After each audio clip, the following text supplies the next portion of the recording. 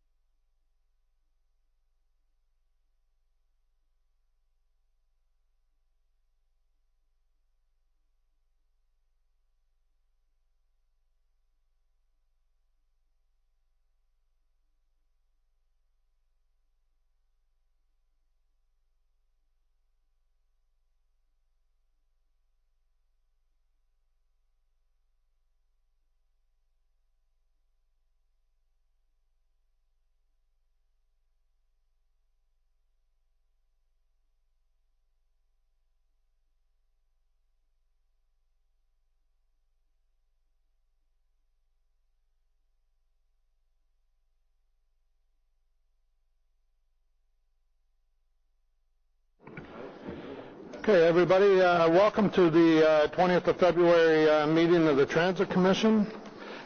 Thank you for joining us. I'd like to say a few words to get us started off here, if I may. Promise to be brief. At the special meeting recently to table the budget, I promised a few words at the start of the meeting to share my thoughts on the road ahead of us. First, let me thank the OC Transpo senior management and every staff member of our transit service, including the union leadership, for their service to our community. Thank you to our ridership for your patience and support. With the transition process from a BRT to an LRT system, you have dealt with construction impacts, changing schedules, the unknown of how this will change your commute, and now we are here. We are very close to the launch of Stage 1 of the future of transit in the City of Ottawa. During our term, we will not only get Stage 1 of the LRT system operational, we will also witness the start of construction on Stage 2. The lessons learned from Stage 1 will feed into the launching of Stage 3 as well, which will see the efforts to extend LRT service to Canada, Stittsville, and Barrhaven. To start addressing the issues with routes that, combined with LRT, will improve reliability, attracting new ridership to our service. As part of this commitment to a better service based on feedback, if this budget passes, we are investing $5 million into the system this year for changes identified by our ridership and by councillors from across the city. The $5 million investment, along with the launching of the LRT, will bring improved reliability across the system. In addition to bus and rail, we are investing in paratransport by adding customer service staff to improve the customer booking process and other services. Thank you very much. As mentioned briefly at our last meeting on February 6th, I would again like to thank each member of our commission for accepting the challenge of helping to build what will one day be the best transit system in North America. I would also again like to issue a warm welcome to our newly appointed civilian members, Mr. Anthony Caricato, Mr. Michael Olson, Ms. Leah Williams. Where's Leah? There we go. Hi, Leah. And Ms. Sarah Wright-Gilbert. Your presence on this commission will prove invaluable to us on City Council, and I hope that you feel your contributions will be valued and appreciated. We have a number of weighty items on this agenda, so we'll now get started. Is there any declarations of interest? Councillor Kavanagh. Thank you very much. I rise on personal privilege. Delegation representing the Federation of Citizens Associations of Ottawa is my spouse. I have checked in with the Integrity Commissioner, and there is no conflict of interest. Thank you, Councillor Kavanagh. Okay, if we can now, we'll move on to confirmation of the minutes. The minutes number 31 of the Transit Commission meeting of Wednesday, September 19, 2018, carried by this commission. Thank you. The minutes of the special transit meeting of Wednesday, February 6, 2019, are they carried as well? Great. Okay, under communications, we have one response to inquiry, which was on the 2019 transit fares. The communications are received. Now the next one is item number 1, terms of reference. We have a motion from Councillor Kavanagh on this item, so if it's okay, we'll hold that item. I think we also have a speaker to it, so if you're okay, we'll hold that. And item number 2 is the status update, Transit Commission motions and inquiries for the period ending the 8th of February 2019. Is this item received by the Commission? Received. Thank you. And item 3 on our agenda is the Transit Commission's consideration of its portion of the 2019 City of Ottawa draft operating and capital budget. We have a number of speakers on this item, and I'm sure councillors and commission members will also have questions, so we're going to hold item number 3. And now, so this that's the agenda, so now we can go back to item number 1. Pardon me? Oh, sorry. Where'd it go? I don't have it there. Sorry, just give us a second. There's going to be an item number 4 to the agenda. It's not there. It says it's back into it. Okay, it got dropped, at least in our copy. Okay. Okay, item number 4 of the agenda is the tentative collective agreement with the Canadian Union of Public Employees Local 5500, otherwise known as QP 5500. The report can be done in camera, and we'll report out, the date for reporting out is upon ratification by Council of the agreement. Okay. We're good on that one? Okay, thank you. So now we're going back to item number 1. Councillor Kavanagh, did you want to introduce your motion before we hear from delegations? Thank you very much. Thank you. I'll just read it out. Whereas the recent municipal election, many residents voiced concern over OC Transpo operations, in particular proposed changes to OC Transpo bus routes and schedules in anticipation of the opening of the LRT system. Whereas all city councils responsible for the operation of OC Transpo, its public transit provider, for which the residents contribute $285 million in taxes. Whereas providing regular reports of the operation of OC Transpo to the Commission provides the opportunity for public feedback on OC Transpo operations. Therefore, be it resolved that OC Transpo be directed to provide for the Transit Commission's consideration and approval of the fall transit schedule, the winter transit schedule, and the summer transit schedule to be recommended for approval by City Council, and B, OC Transpo provide a schedule of regular accountability performances, i.e. quarterly, to the Transit Commission on the operation of OC Transpo and Paratranspo. Thank you, Councillor Kavanagh. Mr. Mark, would that motion be in order? Mr. Chair, the matter before the Commission today in this item is the terms of reference of the committee. The terms of reference of the committee deal with the jurisdiction of committee. Both of these items do not speak to jurisdiction, in my opinion, Mr. Chair, but rather speak of actions to be taken by staff in providing for approval of the transit schedules and in providing regular accountability performance reports to the Commission. So, in my initial opinion, with respect to these matters, as they do not deal with the jurisdiction of the committee, they would not be in order. But to provide a slightly more fulsome response, with respect to the first item, the approval of the fall transit schedule, this matter has been delegated to the General Manager by the Delegation of Authority bylaw that was recently approved by Council in the governance report in December. Therefore, in legal's opinion, this would be revisiting a matter decided by Council and would require a waiver of the rules in any event. With respect to providing regular accountability reports, while it is my opinion that it is not in order today, notice of motion or council's item could be presented to the Commission for consideration at a future meeting, and it would at that point be in order. Thank you, Mr. Mack. Councillor Kavanaugh, you're okay with that? It'll come back then. Thank you. Okay, thank you. So now, if we may, we'll start with, on item 1 on the terms of reference. Is there any presentation on that? No, so why are you doing that? Okay, so we'll just go to the public delegation. Chris, that was to do with the budget.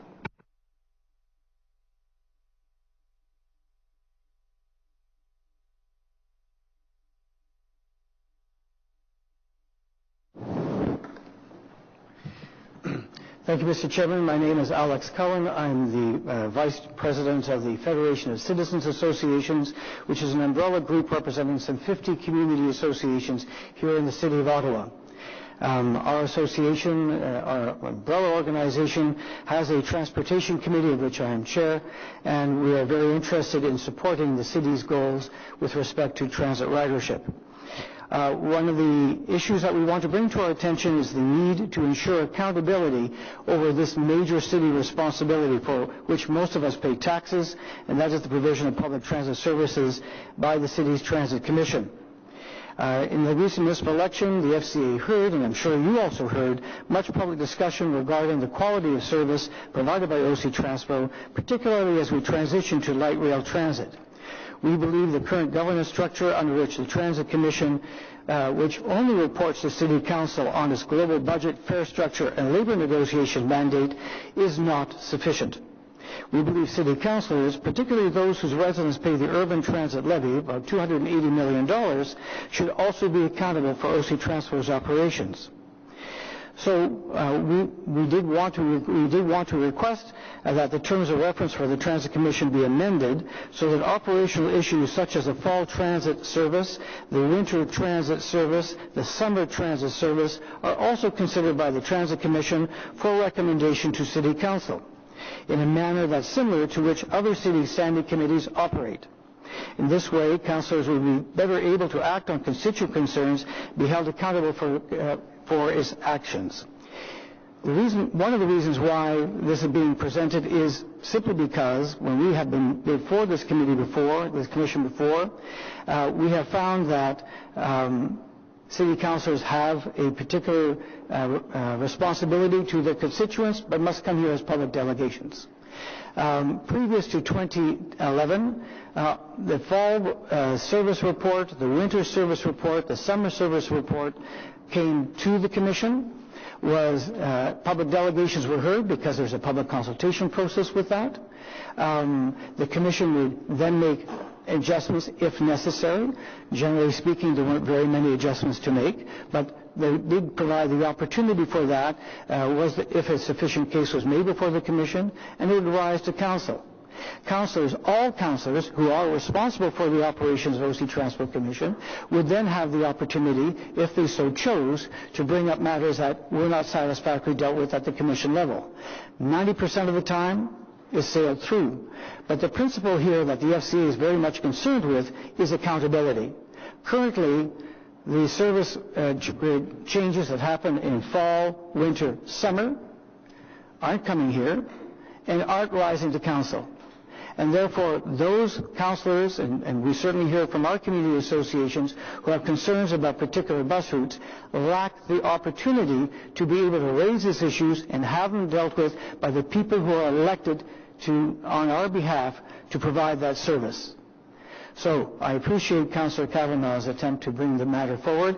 I'm hoping that there will be a notice of motion for your next meeting to deal with these things.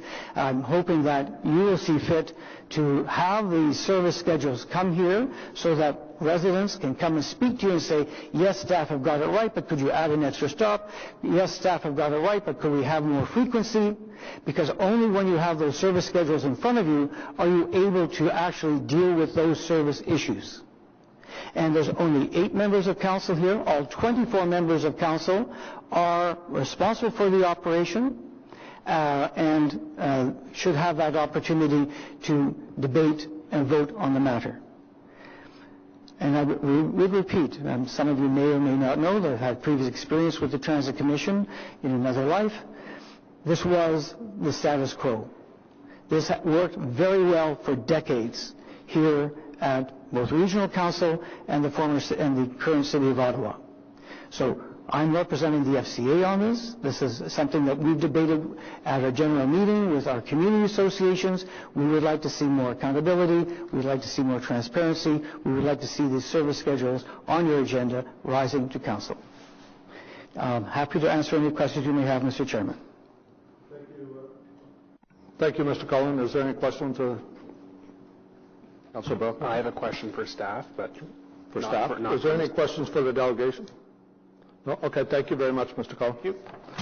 Councilor Brockman? Thank you, Mr. Chair. Could I just be reminded by Mr. Manconi or his staff the rationale for the change? If seasonal schedule changes were originally approved by this commission, what was the rationale for delegating that authority back to staff? To go back in time, I'll ask Mr. Scrimger to add when I'm done, but basically it takes a long time to do what's proposed. And really, the picture that I draw is you're going to have to get 23 members of council to approve your route change. So compare that to what we're doing right now, where we're bringing the information to ward councillors who know their community, who know the demands of the community. We also apply the equity inclusion lens. We consult with the public. We hear their issues and concerns, and so we bring that forward. What's proposed, based on the information I've seen, you would be adding months to the process. I was privy to some of those debates that would drag on for an extended period of time, and unfortunately I think it would pit community against other communities, whereas in this case you know your communities better than everybody else. The second part of the request has to do, and I do agree with what is being requested, which is to bring back benchmarking back to this group. We suspended our aggressive benchmarking exercise because we changed our whole transit system with the BRT detours, and we knew that whatever we were going to measure in these transition years wasn't going to be meaningful. What we plan to bring forward once we launch LRT is what I think probably going to be the best in the transit industry. We're bringing external benchmarking agencies. We're talking the Imperial College of London has accepted us into their group. We have the NOVA group, which is an international transit benchmarking group, and we're trying to get into the international bus benchmarking exercise, of which only 2 Canadian cities are represented. We're going to bring that as a balanced scorecard to committee like we used to on a quarterly basis or some frequency, and probably publish an annual report. But the key thrust there is it's not just us measuring ourselves, it's other independent leading academics looking at our metrics and telling us how we compare on a worldwide stage. I think that was important context for this commission to gather, and obviously we're not debating this today. I think there's probably some happy middle point that we can get where there is good outreach with the local ward councillor. There's obviously a desire by the public to have a greater say in those route changes, but if something comes to this commission later on by my colleague, then we can deal with it then. It's just not part of the budget process, that's all. I believe I'm going to take a chance and say that that's my understanding of Mr. Mark's ruling. Okay. No further questions of the delegation or the staff on this? Okay, thank you very much. We'll move on to item number 3, which is the budget. Let's carry. I'm sorry. First meeting. Let's carry item number 1, please. Carried. Thank you. Item number 3, we'll start with a staff presentation, following by which Councillor Cloutier will introduce a roadmap motion for the Commission's consideration, and we'll then go to delegations, which, if anyone wants to sign up, there's a sheet on the corner over there. Okay, when you're ready. Thank you, Mr. Chair. Good morning, members of Commission. This presentation is an update to what you saw when we tabled the budget. We've included the work we've done on the expansion of the $5 million investment on route enhancements and service improvements. So you'll recall that I've been saying over and over again, 2019 is a transition year for us in many respects. We have brought forward the best information we have in terms of putting the estimates together for you that's before you.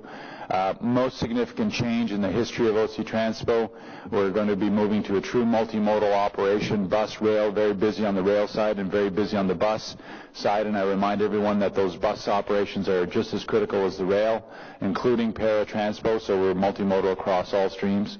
The launch of the light rail system will trigger your reduction in your bus costs, which funds your transit affordability plan, and then we net out and include the payments to a Rideau Transit Maintenance Group once it's up and running.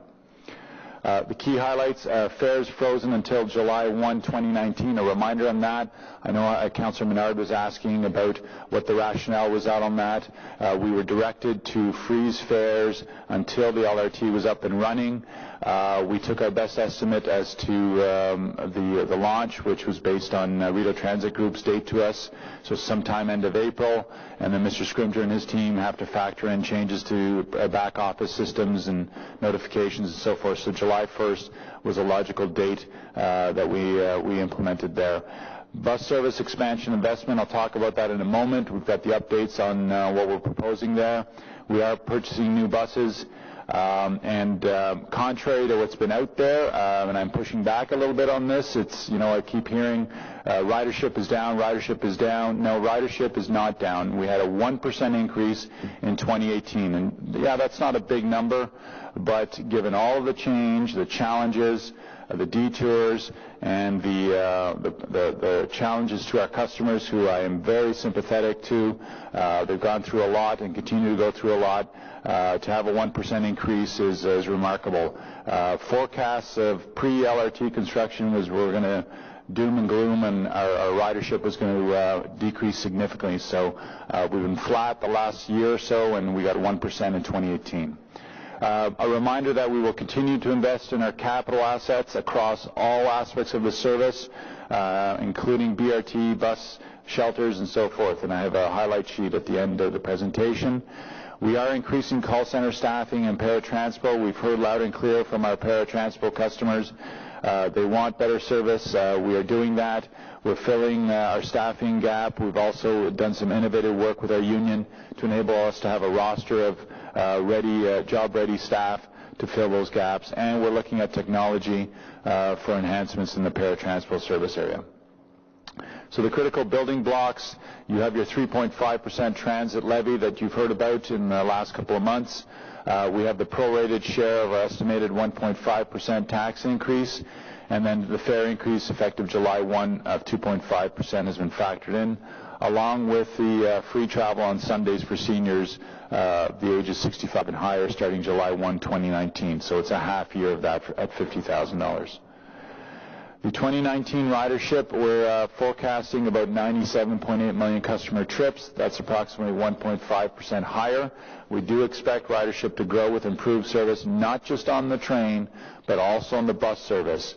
And a reminder that once the LRT is launched, reliability goes up in the east, west, and south, all parts of the city, on bus services, because they don't have to deadhead into their routes, they don't have to go into the core and get stuck in traffic and so forth. So those bus routes will predominantly stay in those communities, when we anticipate that bus reliability will go up, and of course rail reliability will be very high. The fare revenue is about $194 million, or 0.7% higher than 2018 budget. The crosswalk on that is Presto continues to do its job, and that customers are choosing the most attractive option to them financially, so they're doing the math, and they're picking the lowest cost per customer trip. We want them to do that. That's great customer service, and it's good for their costs. It does incorporate the recommended fare increase and the ridership that we're projecting. With respect to para, about 850,000 customer trips. Fare revenue is expected to be at $2 million, or 1.2% higher than the 2018 budget. So let's talk about the service expansion. Very large investment of $5.1 million, and we've want to put this towards responding to customers' travel needs. We've heard from all of you. We've met with you. We've heard from your residents. We've looked at the complaints, the issues. This translates into 45,000 additional hours of service. It's going to provide new travel options, faster connections, and shorter waiting times, and some more capacity. And the full year's funded about $2.6 million from taxes and $2.5 million from customer fares. We're also purchasing 12 new 40-foot buses to expand the service. And the timing, unfortunately, we cannot give you specific dates. I know you're all anxious to tell your customers that. It's after the Confederation line is put into service.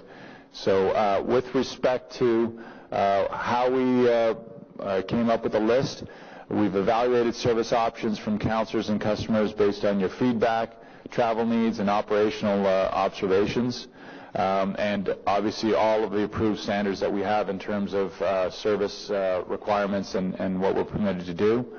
We're recommending the changes that have a positive benefit for the customers and are affordable within the budget allowance. We couldn't do it all. I know the list is very extensive, but this is a very significant investment, and it's I believe is a balanced approach and a fair approach. I know Councillor Kavanaugh has asked about the equity inclusion lens. We do apply that across anything that we do at OC Transpo, and we do it proudly, and we do it with full commitment of staff on everything, not just bus routes, but also everything that touches the customer and shapes the culture of the organization and the great city that we live in. So there's improvements to 30 routes in communities across the city. And we will get that information in terms of when we can, once we have the launch of the light rail nailed down. So I won't go through all of these, but that is the list of the major new services, the extended routes, the reduced travel times, improved connections. We've added earlier and later trips, and there's more frequent service. And I want to take a moment to thank Mr. Scrimger and Ms. Bégin, who have been involved in helping shape this strategy with me, and certainly Chair Hughley, who's been instrumental in guiding us through this in terms of making sure we're balanced across the entire city. So we're happy with what's before you. I know there's some final tweaks we're doing with some councillors in terms of that, so we'll be as flexible and dynamic as possible. And if you need help in communicating that or connecting with your communities, of course, we're always there for you in terms of that if you approve what's before you. So in terms of funding, this is what it looks like.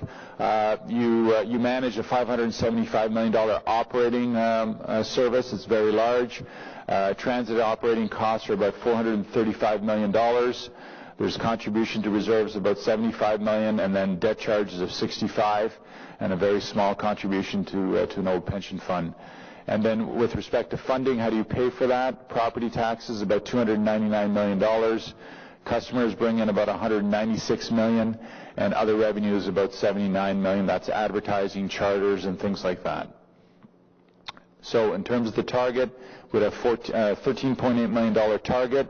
This picture walks you through at the high level how we were able to balance the objective. So there's base adjustments, there's maintaining, that's COLAs, cost of living increases, and so forth. There's the growth with the bus piece, and then there's revenue offset about $2.3 million. So that balances off to 13.8. Capital highlights, there's a long list of capital highlights across all modes. Replacement of buses, bus refurbishments, the new buses that I mentioned earlier on. There's engineering strategies to improve how our buses flow through the city, and then the fundamentals that are very, very important to the customer experience, bus stops, shelters, and customer improvements across the Transitway and Transitway stations. Thank you, Mr. Chair. That completes the presentation. Happy to take your questions. Thank you, Mr. Manconi. Councillor Cloutier, could you please read out the roadmap motion for everybody? Absolutely. Thank you, Chair. Merci, Monsieur le Président. The motion that we'll be considering is be it resolved that the Transit Commission recommends that Council, sitting as Committee of the Whole, approve the Transit Commission 2019 draft operating budget and capital budget as follows. Transit services as follows: the user fees on pages 4 to 6, operating resource requirements on page 3, and 2, Transit Commission capital budget, pages 7 and 8, individual projects listed on pages 15 to 37. Okay. Thank you. Motion's carried. Okay, so we're going to go, we have 11 speakers on our list so far, so I'll be asking delegations to please respect the 5-minute time limit for your presentation. And We will go to delegations. And a reminder for councilors that have joined us at the side table, Lucy has a handheld microphone if you want to ask questions when we go to questions. Okay, is Stephen St. Denis here? No? Okay, Aaron Andrews? Okay.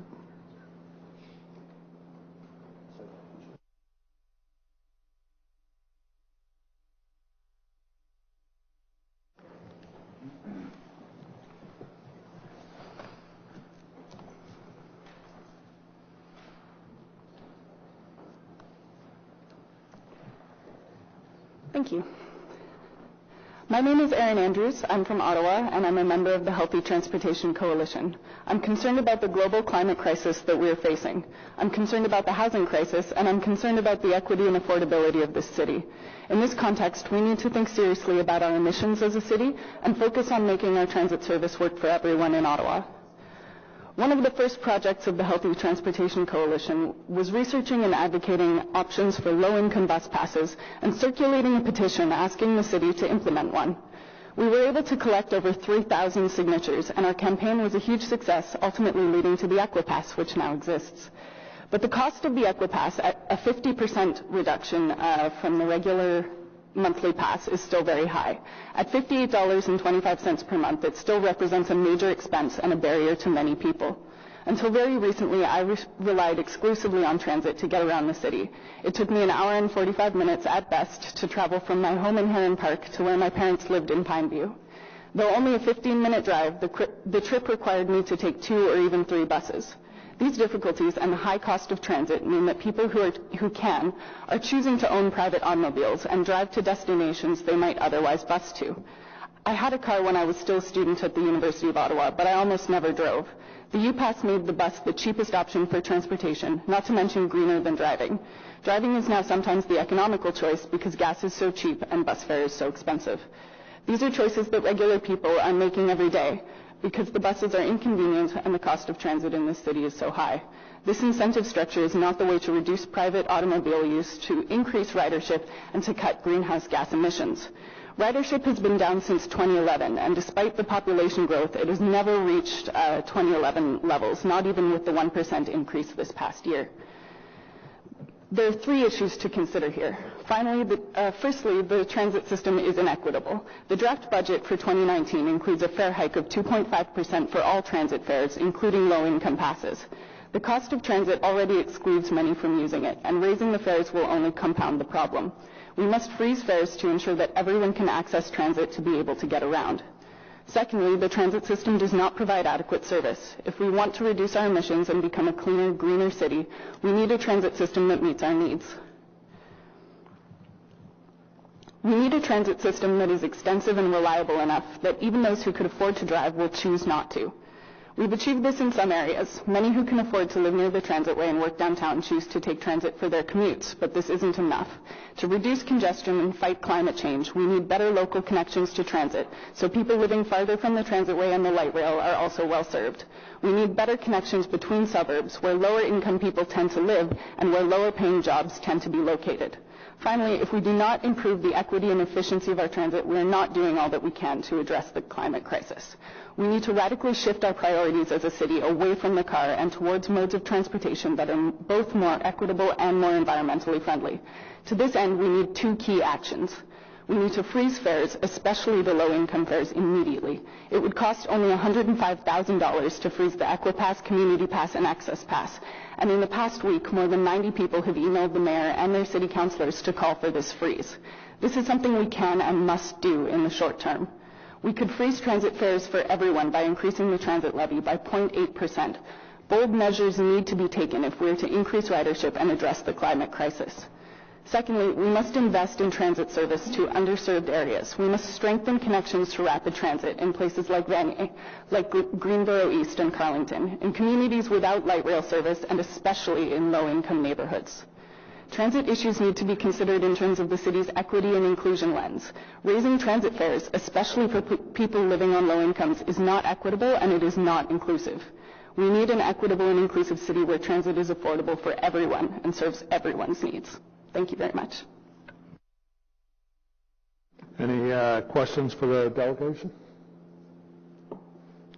Councilor Kavanagh. Thank you very much for your delegation. Do you think that the 2.5% hike will have an effect on ridership? Will people just not be able to take transit? I realize they don't have many other options. How do you think it's going to affect them? I think that you will see that ridership goes down. There have been studies on this, on the relationship between increasing fares and ridership, and I can get back to you with that information. But also, we've heard from individuals that choose to walk everywhere because they can't afford to purchase a transit pass. This works for people who are fortunate enough to live downtown, but more and more people who are living on low incomes are being pushed to the suburbs. So it's not a sustainable situation. Thank you, Councilor Kavanagh. Anybody else? Hi, thank you for coming today. My question is, you mentioned a number that would cost $150,000 to... Pardon me, $105,000. Sorry. No worries. Sometimes I switch the numbers. To freeze the transit fares for the Equipass. Can you tell me how you came to that number? It's for the Equipass, the Access Pass, and the Community Pass. And I was given that number actually by Councillor Sean Menard, and I would have to ask him how he came to that number, sorry. Thank you. Anybody else? Okay. Thank you very much for your delegation. Next we have Anu Bose. Anu? Come on up to the front, please. And after you, for the second time today, we'll hear from Alex Cullen.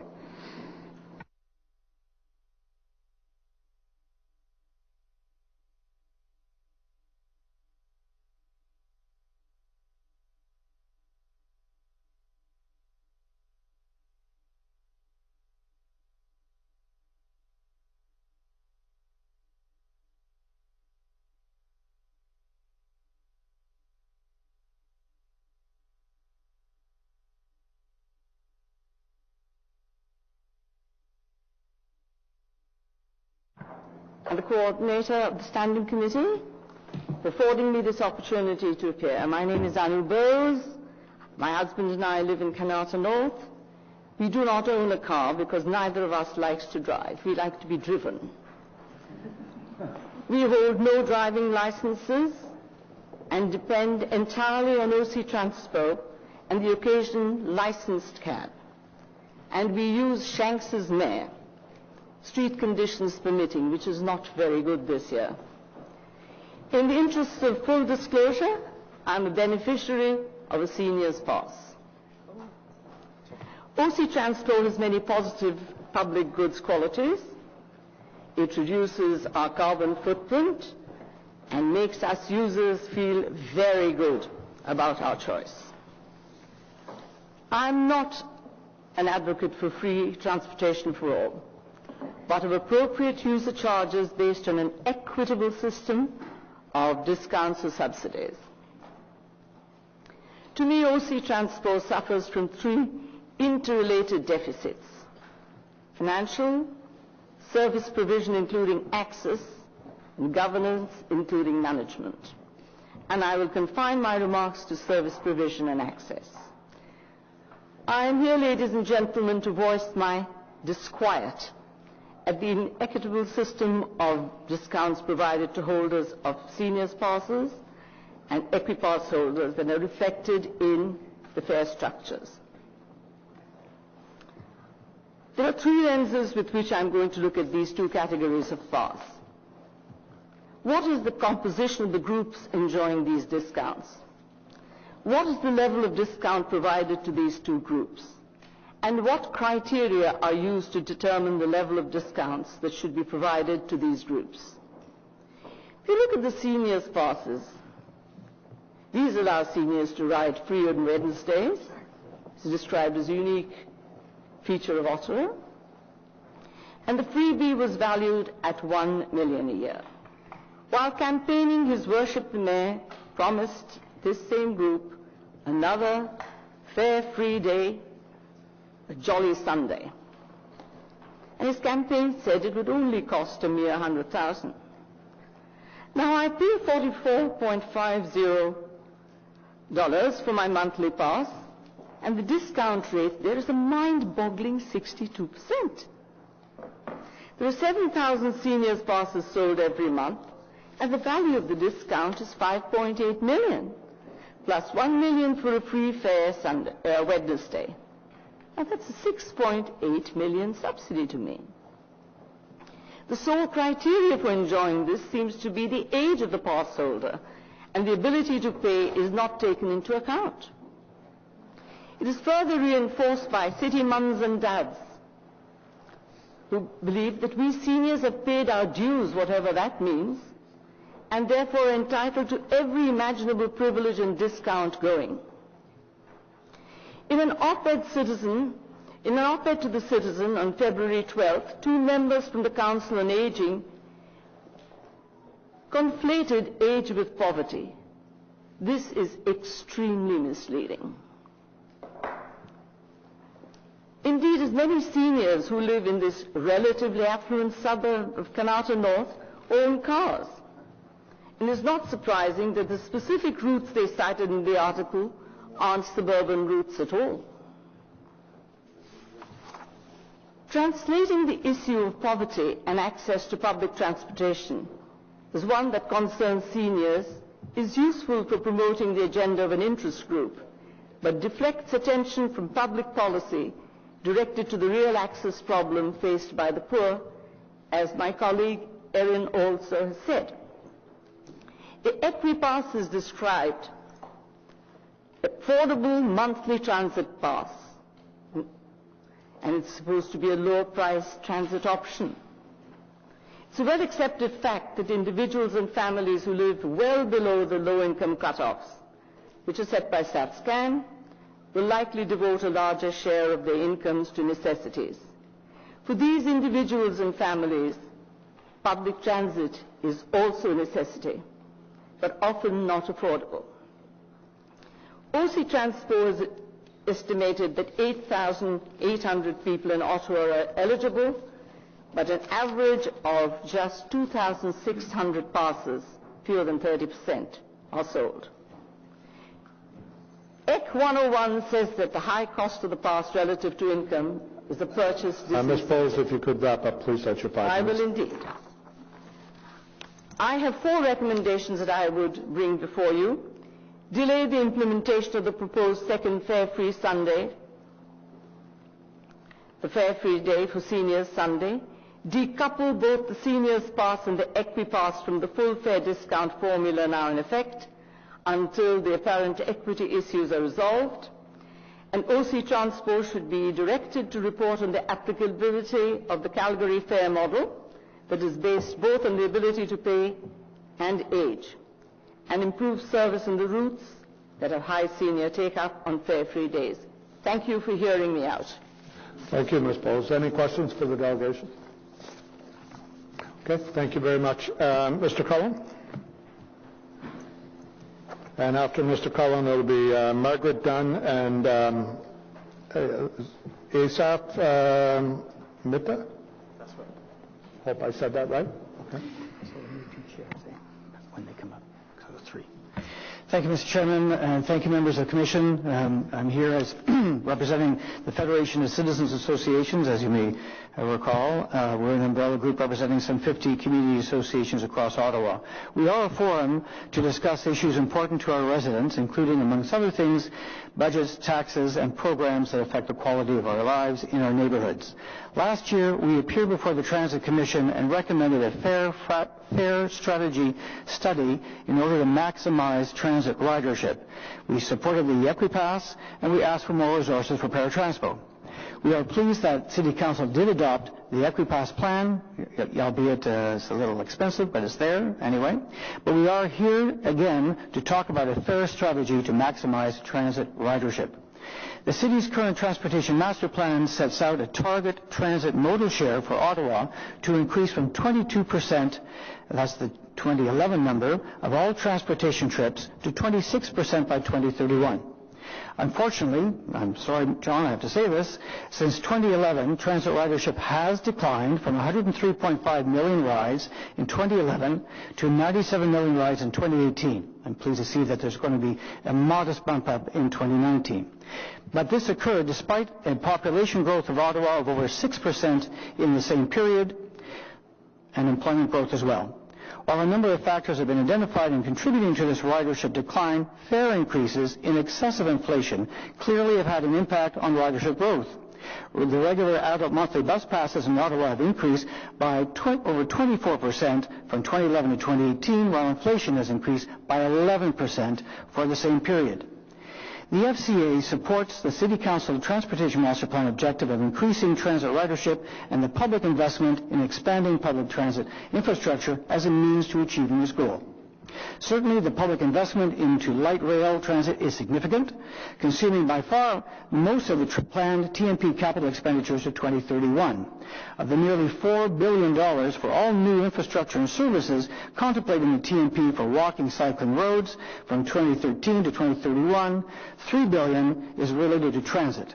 And of that, $2.4 billion is for LRT. This is a significant public investment in transforming the delivery of transit as an aid towards increasing transit modal share to 26% by 2031.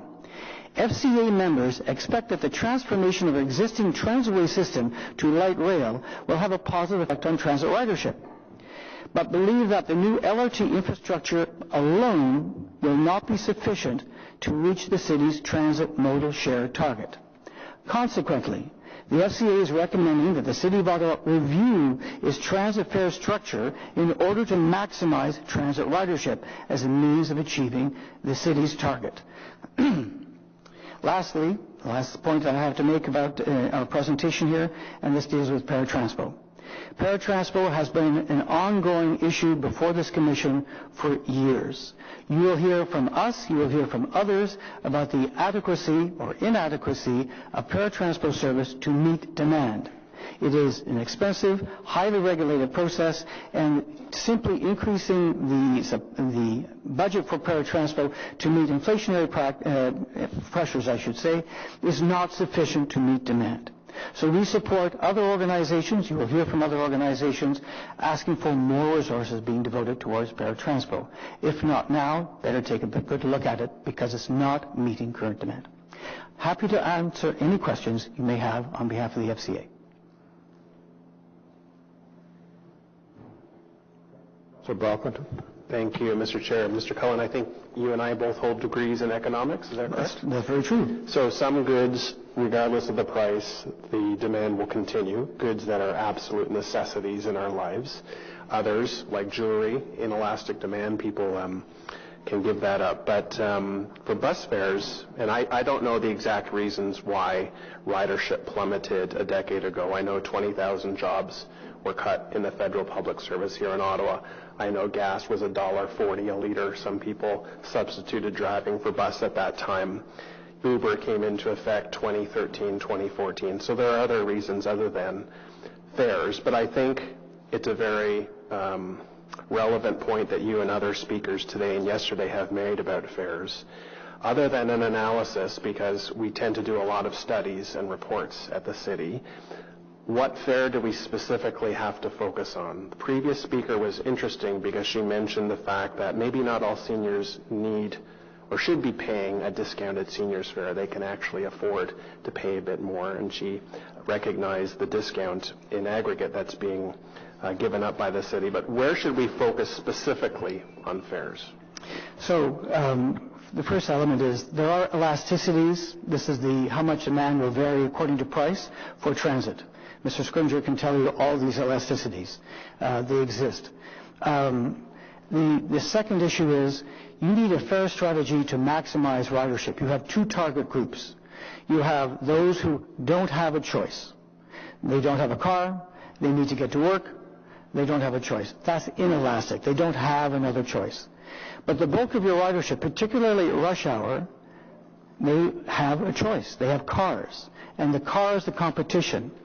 So if the car is convenient, comfortable, there's cheap parking, it's going to win over transit. If transit is accessible, convenient, affordable, is going to beat the car. From the city's perspective, a bus replaces 40 cars on the road. And the road budget is the biggest pressure, most expensive subsidy going in the city's budget. The Transportation Master Plan goal to increase ridership, this commission is charged in its terms of reference to increase ridership year after year after year. It has to look at what are the strategies it takes to get there. Service is clearly one, and I believe LRT is going to have an effect. In fact, Mr. Manconi is suggesting his ridership will go from 97 million to 97.8 million, which is not a heck of a leap, please, when we've fallen from 103 million, and, by the way, employment did grow over that period. So I would, if I was contracted to do the job, I'm retired, I'm a senior, and I'll be back again to deal with the seniors issue, by the way, because I'm with the Council on Aging, and they have a proposal. But you asked, what should we be focusing on?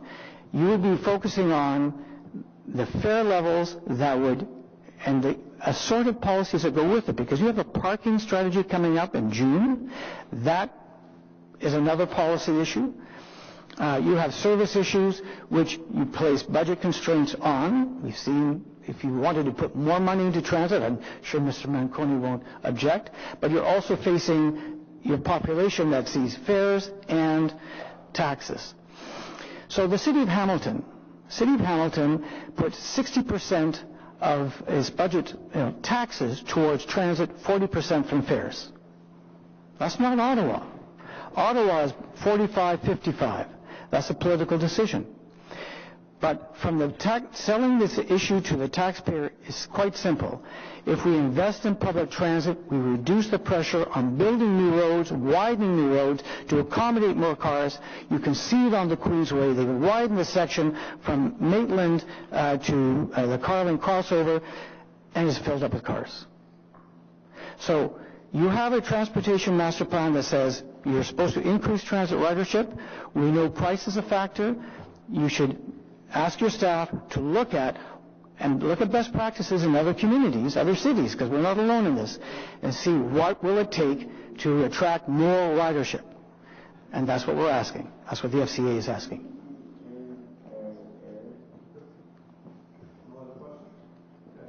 Thank you, Mr. Cullen, for your presentation. Okay, Margaret Dunn and Asaph Mida and Alex Cullen for the Seniors Transportation Committee of the Council of Aging. And after your 5-minute presentation will be Marcel Lafontaine.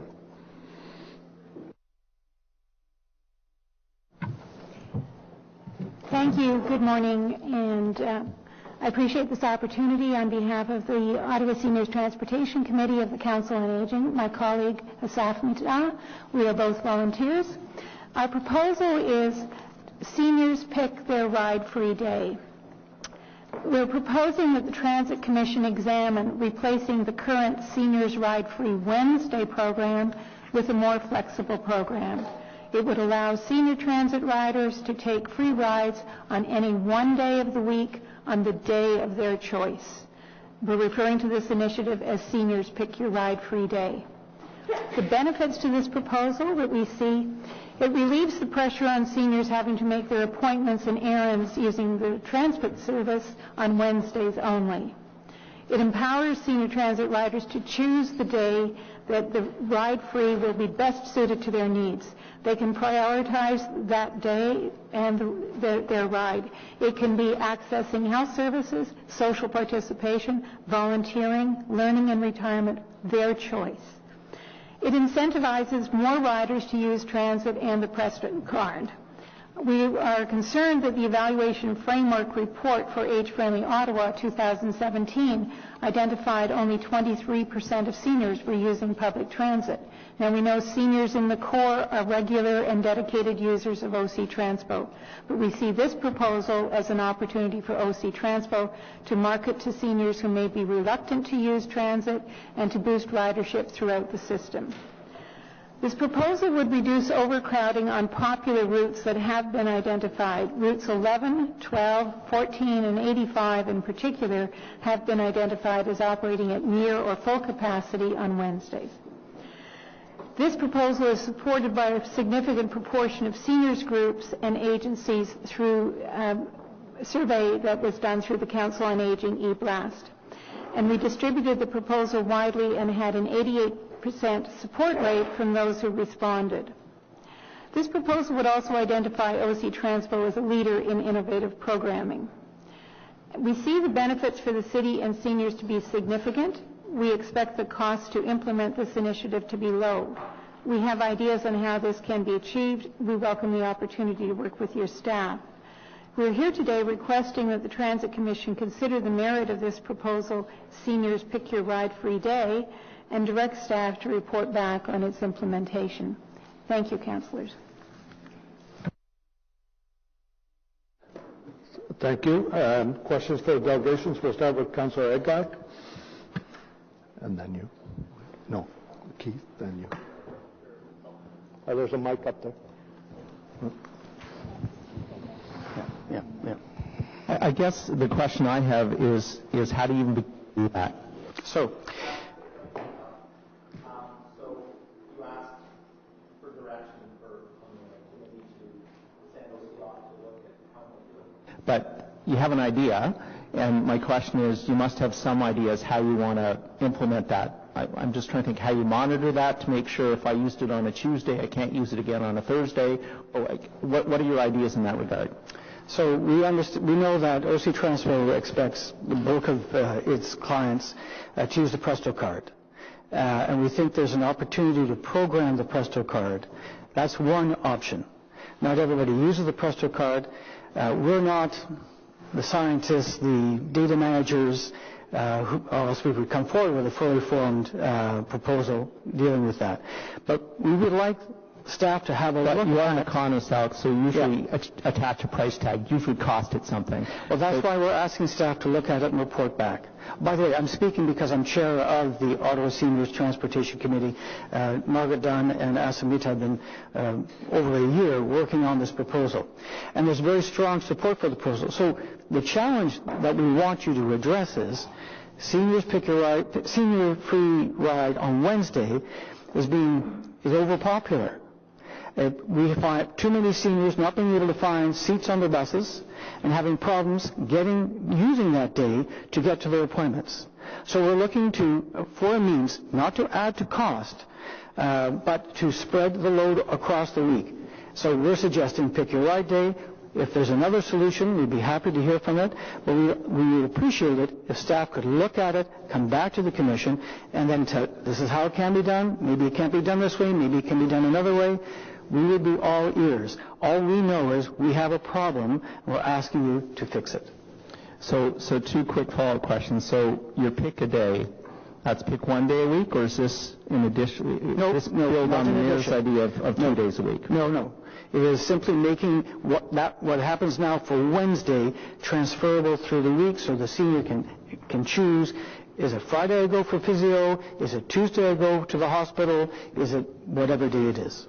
Okay. And I know now it's not time to ask staff questions, but I would be curious down the road to hear from Mr. Manconi as to the possibility of playing with the Presto card and what have you, and what the cost might be. My second question goes to a previous speaker who were in the room to hear, who suggested that we should not be looking at a model that simply gives a lower fare based on a person's age, but we should look at the ability to pay as well. So I'm wondering where you stand on that. And I think the person's referencing the fact that there's a lot of retired civil servants with indexed pensions, that sort of thing in Ottawa, and whether the appropriate model is to simply look at age or to have some sort of an ability to determine eligibility, if you will. So you have two programs that are means tested. The Community Bus Pass is means tested for people on ODSP, because these are people who, by virtue of their disability, cannot work.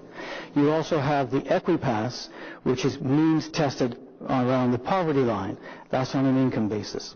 We have discussed the notion of GIS, because that's a guaranteed income supplement that can be added on, that goes to seniors who qualify because of lack of income. The Council on Aging has appreciated the support the City Council has provided over the years in recognizing the contributions seniors have made to our city. And we value the Seniors Bus Pass. In fact, the Community Bus Pass was tagged at the level of the Seniors Bus Pass. It is the cheapest bus pass in the system. We are not here to say change the Seniors Bus Pass. We're here to talk about the ride-free day we have on Wednesday and making it portable. I will mention that the Mayor's proposal for an additional free day on Sunday came as a surprise to us. We were not consulted the Council on Aging was not consulted in that endeavor, and we're not going to refuse a gift horse, but that's not what we're asking for. Our priority is to have that Wednesday portable, and if it means giving up the Sunday, we'll take that portable day of the week. I hope that answers your question. It doesn't.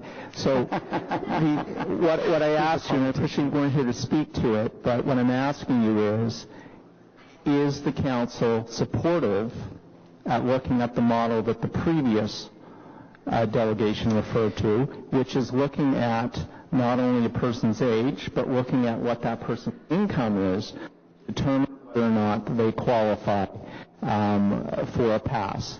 So the answer seems to be no, but I just want clarification. So very, very clearly, the Council on Aging supports the current Seniors Bus Pass. Okay, that's a better answer. Thank you. Thank you, Councillor Egli. Councillor Gower. Question, Mr. Chair, just from staff on what is and is not in scope of this budget discussion, because there's many things that seem to be really falling into policy discussions rather than budget. In terms of our decision making today, what can and can we not change? Ideas like income-based questions around fares. Certainly, good question. Mr. Mark will give us some guidance. Mr. Chair, what is in scope, of course, is the planned expenditures by the Transit Commission within the budget book that was supplied by staff to the members of the Commission. Having said that, however, it has been the practice of committee, commissions, and council to permit matters that call for future study that are budget-related to be considered after the budget has been recommended by the Commission. Thus, staff have been provided with two motions in advance of committee today. One of these motions was to look at the question of the seniors' free day, and so without actually approving it, but to look at it in the future, and it is staff's opinion that such motion is in order after the budget has been recommended by Commission. After the budget. Okay. Okay, any other questions for the delegation? No? Okay, thank you very much for coming out today. So next we have Marcel Lafontaine, followed by Stephen St. Denis.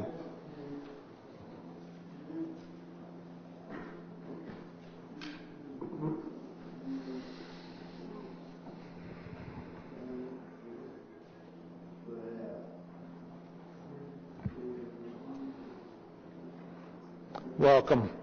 If you could hit the button in front of you, that'll turn your mic on. Okay. My name is Marcel Lafontaine, and I live in Bayshore. Now, people have already covered the rising cost of the Presto Pass, so I won't deal with that here. But I can understand why people would rather drive than take the bus, because the service doesn't meet their needs and sometimes discriminates against them. In Vanier, I saw a man being asked to get off the bus with his baby in a stroller to make room for someone in a wheelchair. And the man said this was the second time he was asked to get off the bus with his baby in order to make room for someone else. And a Muslim woman also told me that when she's alone at the bus stop, because she wears a hijab, the bus drivers just drive right by and leave her standing there. So, to me, drivers need training in how not to discriminate against any passenger. Okay, some of my friends use Transpo, and they've told me they've had a lot of problems. One of the things that they've had problems with is the fact that often taxis are used instead of the accessible buses. And when 3 people get into a taxi, and they all have walkers, there's only room in the taxi for 2 walkers. So one of them ends up getting left behind, and since they can't go anywhere without their walker, they have to try to get another ride. Okay. Now, one of the things that I found that could be done about that is, because of the LRT coming up, you've got a lot of bus drivers who are going to be losing their jobs. Now, they're being offered jobs as drivers in other cities. So rather than losing these experienced drivers, couldn't we just have them be driving more of the OC Transpo buses instead? And if the service were reliable, then more people would use it. So we could possibly have a zoning system which would divide the city into various zones so that people could get in on zone 1 and say they're going to zone 3, and they would get dropped off before those people who are going to zone 4. This is something that I've seen used somewhere else with taxi services. And also there are areas in Ottawa that don't really have bus service. Amazon CA is opening up in Greeley, for example, and there's no bus for the people who want to work there to get there, so they can only hire people who drive. So they really need to have a bus service for those people. Well, if the transportation was cost-effective, available, and reliable, more people would be using the buses. So they would rather use the bus than have to pay for parking, put more mileage on their cars, and get stuck in traffic jams. With LRT, we're on the verge of creating a whole new transportation system for Ottawa. But since the LRT will not be available at everyone's door, let's make sure that the buses and parabuses that crisscross the city are doing the job that they should be doing, helping people to get where they need to go. Thank you. Thank you very much. You raised several good points for us to think about for the future. Is there any questions for the delegations? Councillor Cavanagh.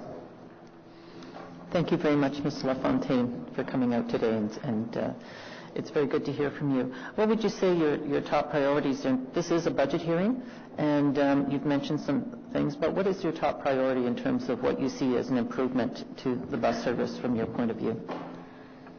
An improvement to the bus service, well, for me, since I have friends who use Transpo, I'd really like to get some funding in there to make things easier for them. They're having to wait on the line for 45 minutes or something to be able to get through. That's not acceptable. And then sometimes they get left behind because they were forgotten, and they're waiting there wondering what's going on. If they don't have a cell phone, they're really stuck. So they really need to be able to know that someone is going to pick them up. And that to me is really a priority, because some of my friends depend on that and they get stuck. I wait with them, and sometimes it's a long wait.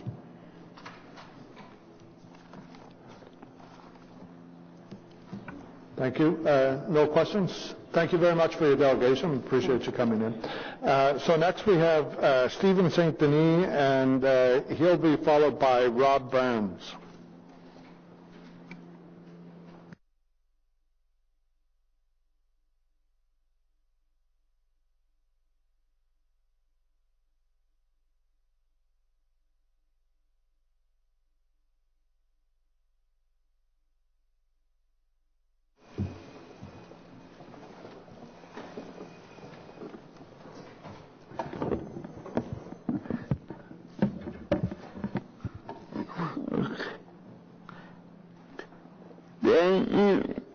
Thank you for letting me speak.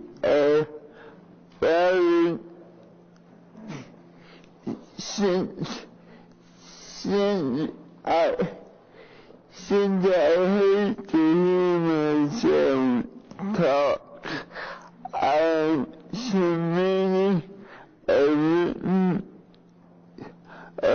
document. Yep. There are actually two versions. If you have a version where the paragraphs have been crossed out, disregard those paragraphs, and I'll give you a couple minutes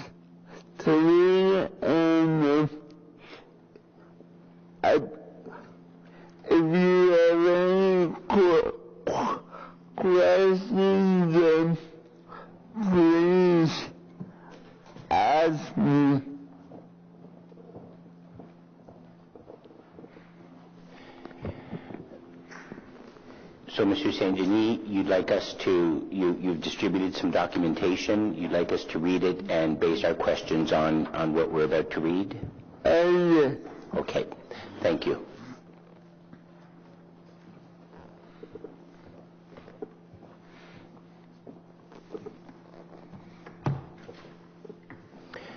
Councillor Kavanagh is ready with a question, Mr. Saint-Denis. Okay. Thank you very much, Mr. Saint-Denis, for coming out today and speaking out on the number 11. I know it's been very, very important to you. And I've heard loud and clear from the people who live along Richmond Road on it. I don't know if you saw earlier, but on the screen, one of the proposals that was put forward was bringing back the number 11. And it was put up, and it's going to be every 30 minutes. So it's going back to its route to Bayshore. I'm very pleased with this, and I certainly do want to talk to the community about it. I think that this was a very good move by OC Transpo for recognizing the importance of it. So I just wanted to get your opinion on it. It's something that's, I think, going to help a lot in terms of people like yourself and many, many, many others who live along the Richmond Road corridor.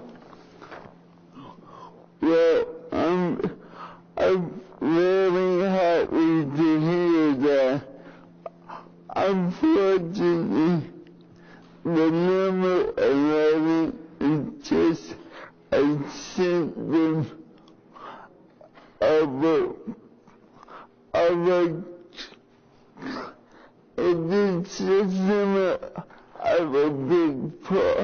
bigger problem.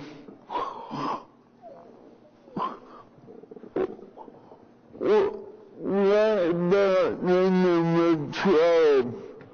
What about, I don't know, how many local routes that have impacted thousands of citizens across the city? Are they getting their service back? And there's also an issue of accountability. I go into that on the second page of my document. I am very disappointed by the Transit Commission. This was a previous one. Your primary responsibility is to represent your constituents. Instead, what you do is you completely disregard the disruption. Instead, you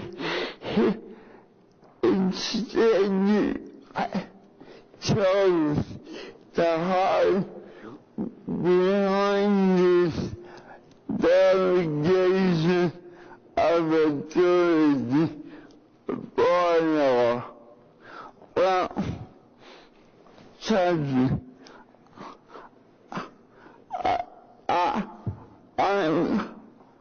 I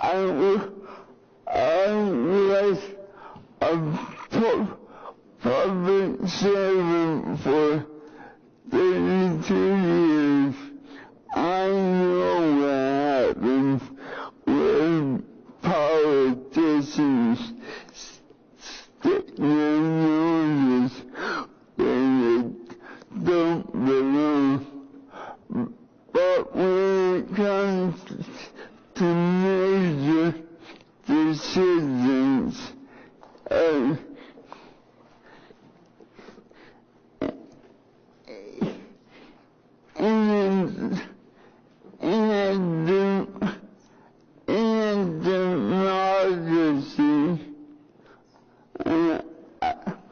and asking that the City of Ottawa was a democracy. The final authority does not lie with the officials. It lies with you. At the end of the day,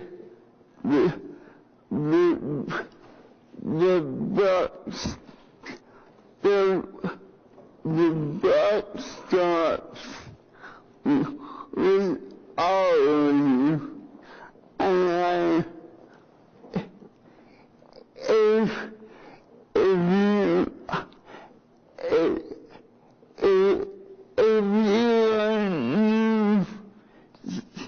to City Council, you're not off to a very good start. I expect a lot of transparency and accountability from my elected officials. Thank you. Thank you. Did you want to, okay, we're going to waive the normal rules, and Councillor Kavanagh would like staff to answer those questions if possible. And I just want to comment, Mr. St-Denis, you made some good points about the delegation of authority, which is why I'm going to be moving a notice of motion on the whole schedules coming up in terms of the fall and spring, for those very reasons that you've outlined. But I want to give staff a chance to comment. And you're right, number 11 is just symptomatic of the concerns. But I want staff to talk about the route changes overall, if you don't mind. Certainly, Mr. Chair. Mr. St-Denis brings up very valid concerns. He mentioned Route 11 and Route 12, and I just want to go back and reconstruct how we got to where we are right now. I remind members of council, and particularly the new ones, that it takes months to put the schedules in place for the various spring, fall, and summer and winter schedule changes. You will recall RTG was adamant that they were going to launch the train in the previous dates that they gave us, and Route 11 and Route 12 needed to be adjusted to integrate in with the LRT. When RTG came to the realization that we're not going to achieve the previous date, there was a lot of concerns expressed by many of you, and we did some interim fixes at the time, and then we are bringing forward these fixes that we've heard from both the new councillors and the previous councillors on adjusting things to improve things. And that's both for the 12 and the 11. I think, I'm not defending or minimizing the impact at all. Those are the facts, that we've had multiple stop-starts with RTG, and we need to get the train launched because it's impacting our customers and it's impacting yourselves. I said that in my previous presentation, and I'll say it over and over again. You get the brunt of the complaints. Our customers are suffering. We need months to implement our schedule changes to integrate into the LRT. We are ratcheting back based on exactly what we've heard many speakers talk about today. Where is the pain point? Councillor Kavanagh, you met with me, I think it was the first week, and you made this a top priority. I know Councillor Fleury, I don't know if he's still in the room. He's talked to me about the 12, and we're doing that. The 11 was also augmented in that there were some adjustments made based on community feedback that did not work. So we're doing the right thing. We're consulting with the ward councillor. We're hearing from the community, and we're adjusting. And I realize and respect it's not fast enough, but it's a big integrated system, and it needs to be put in place. So we are listening. We are sensitive to the concerns. And Mr. St-Denis, my apology. May I ask a question, Mr. Manconi?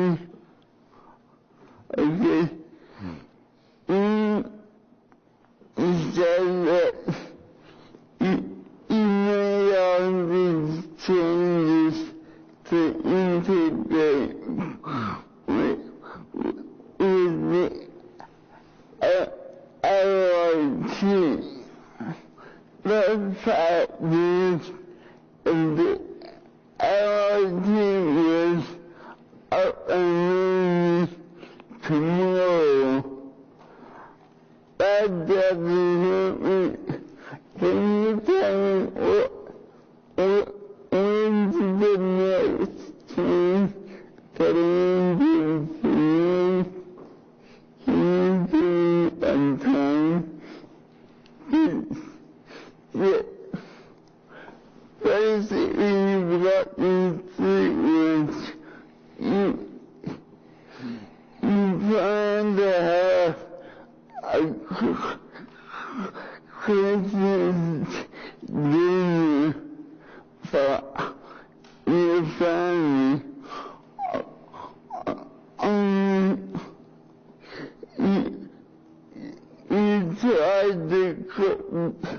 You tried to cook this turkey in October. At this time, in 2019, there's still only going to be 12 and a half kilometers of track plus the old train or whatever it's called, the 2-minute line.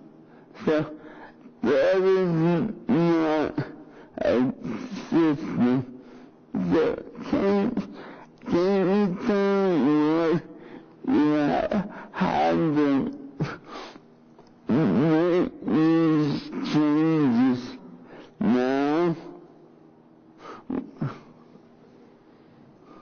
Mr. Chair, if I understand the question correctly, it's why are the changes to the bus system being made at the time that they're being made? It's in anticipation of the opening, and again, RTG failed in its ability to deliver on those dates, and we, a collective we in this room and our customers are feeling the brunt of it. A reminder of what I said earlier on, that it's not just about the rail system. The bus system is very, very important in this community and will continue to be important in that we want reliability and consistency in the services, and so the adjustments that Mr. Scrimgeour and his team make are to improve the feeding of those bus systems to those transfer points so that they're reliable and consistent. Will we get it perfect every single time? No, but we like to pride ourselves in listening and making adjustments, and we'll continue to do that. You mentioned my main point. I guess that even if our team is up and running tomorrow, it doesn't help people in Orleans or wherever you feel phase 2 won't be completed for another 5 or 6 years. So why are you making those changes now? Mr. Chair, I'd just look to you for direction. I'm happy to meet with Mr. St. Denis, with Mr. Scrimgeour and myself and the councillor if she so wishes. Yeah, exactly. If that's okay, Mr. St. Denis, what we're going to do is your council will set up a time with you, and we'll document all your questions and your ideas, and we'll set up a meeting with OC Transpo staff to resolve this. Today, we're just trying to deal with the budget issue. So if that's okay. Okay. Thank you very much for coming. There's a bigger issue that you have to look at. It's called accountability. Okay. Okay, thank you very much. Thank you. So next up is Mr. Burns, followed by Donald Swartz. Rob Burns, are you here?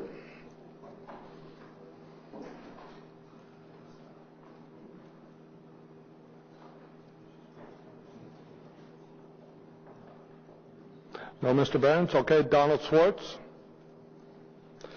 Donald Swartz, followed by Emma Coulter.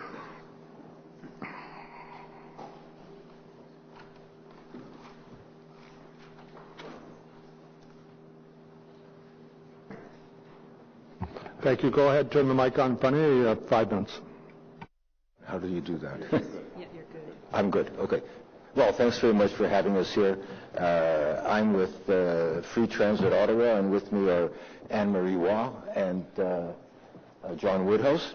We're the ones that organized the Transit Challenge recently, a fairly well-recognized event.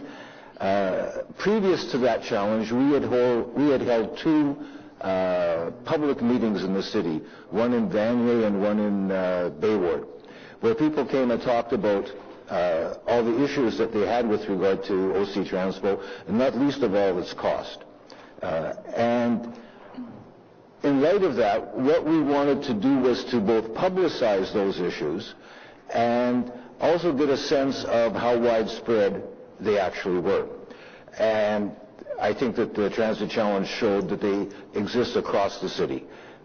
Basically, people had incredible difficulty using the system for anything other than getting to and from their jobs in the center of the city.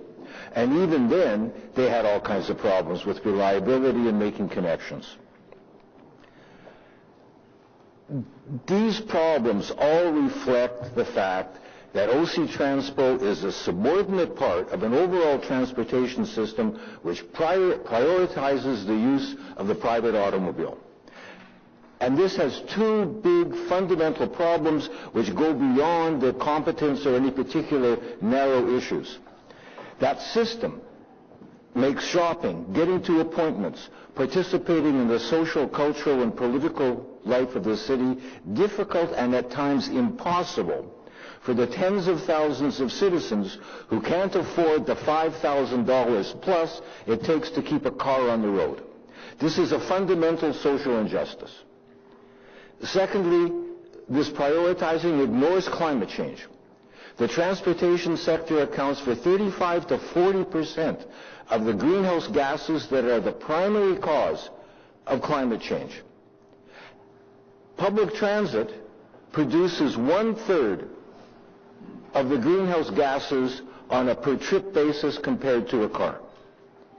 So we need a new approach to transportation in the city.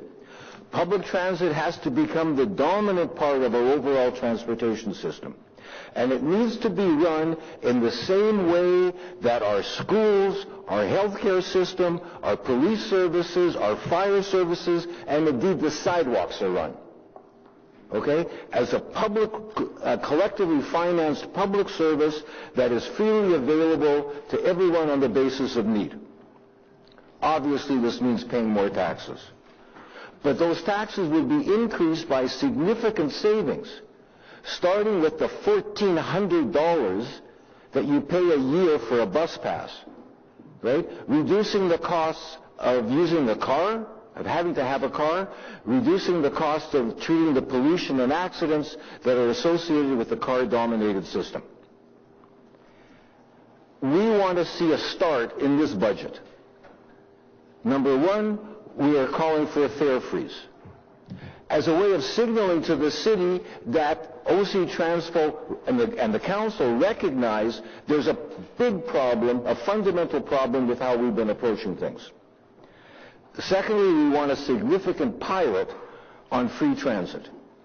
This could be for certain classes of people, anybody under the age of 25, any low-income category, or it could be for particular periods of time, like the off-peak hours between 9 and 3 or after 6 o'clock, to demonstrate how valuable such a shift would be, to learn exactly what kind of impact on ridership it would have, etc.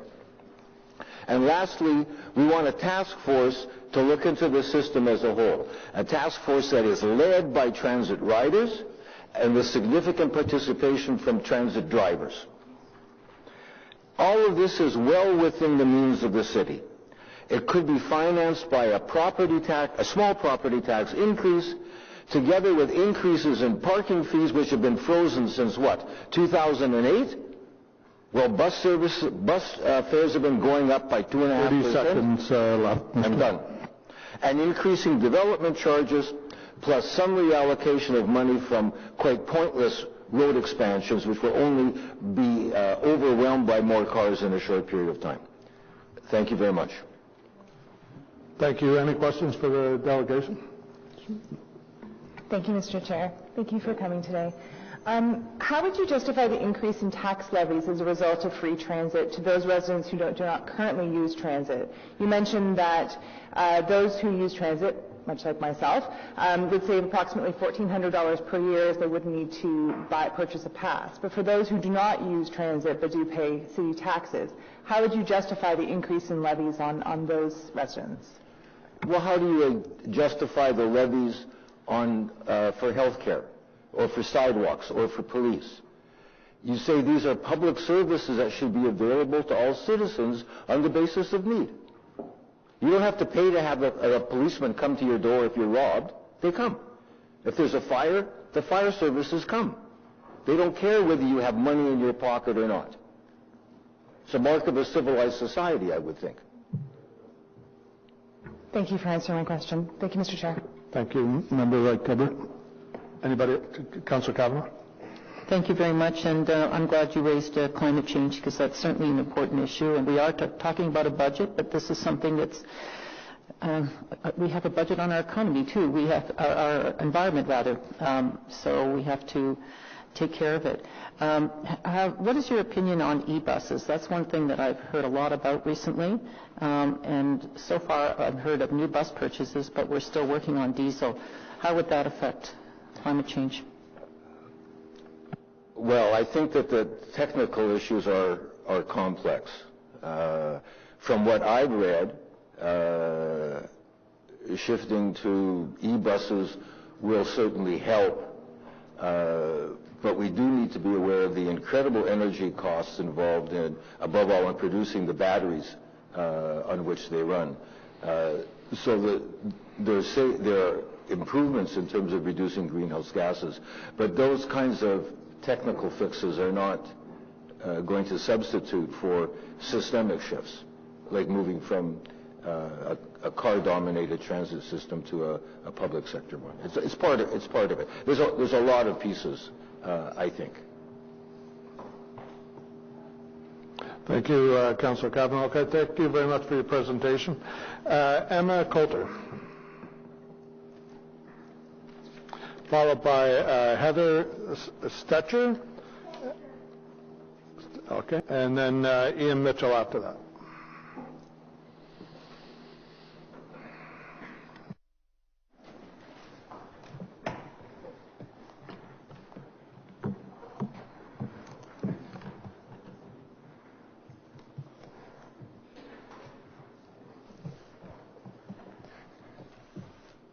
Hi, my name is Emma. I'm an intern at the Healthy Transportation Coalition and also a member of the Free Transit Ottawa group.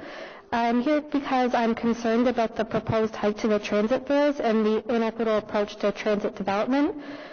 Residents have described livability in Ottawa in regards to transportation as affordable, accessible, and convenient. If we want to become the city envisioned in the Beyond 2036 plan, we must focus on improving public transportation through an equitable lens in an effort to encourage ridership and connecting communities throughout Ottawa. As a student, I was a frequent transit rider.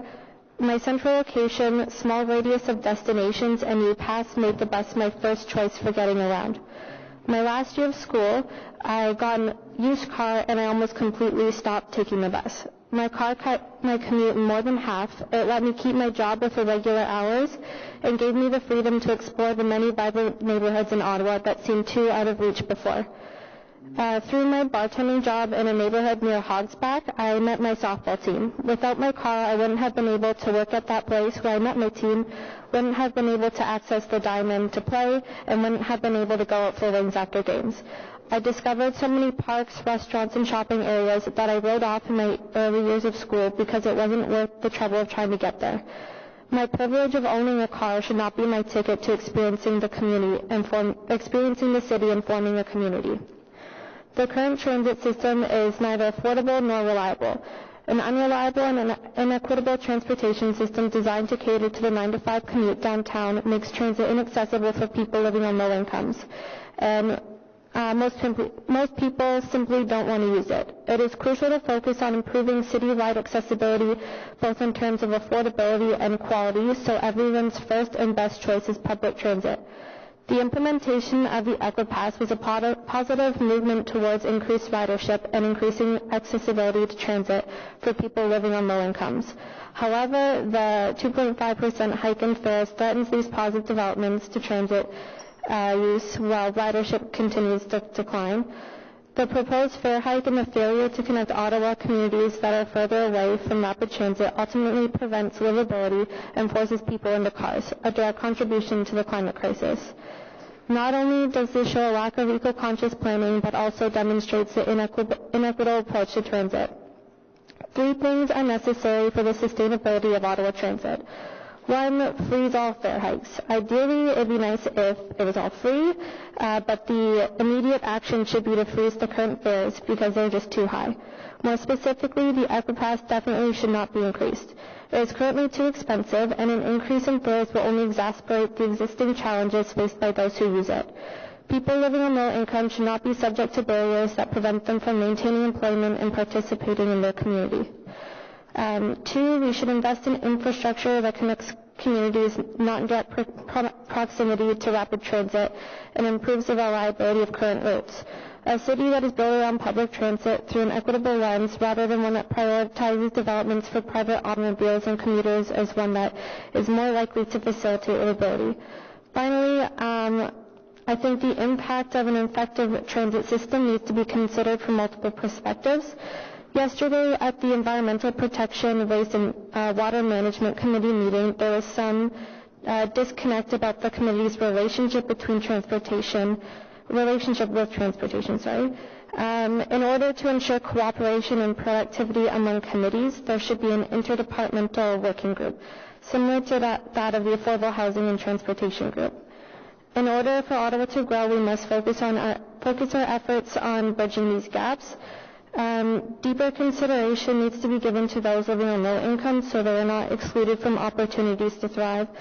I have formed a community and made connections that wouldn't have been possible without my car. People who don't already have access to a vehicle should have these same opportunities, and the scope of our community participation should not be limited by the inefficiencies of the transit system. I also just wanted to say that I find it a little bit concerning that transit riders are referred to as customers because as a public service, I think it's more of an entitlement than something that we should be purchasing, similar to being like a student or a patient at a hospital. Thank you. Thank you. Any questions for the delegation? We're good? Okay, thank you very much for coming today. Heather, and followed by Ian Mitchell.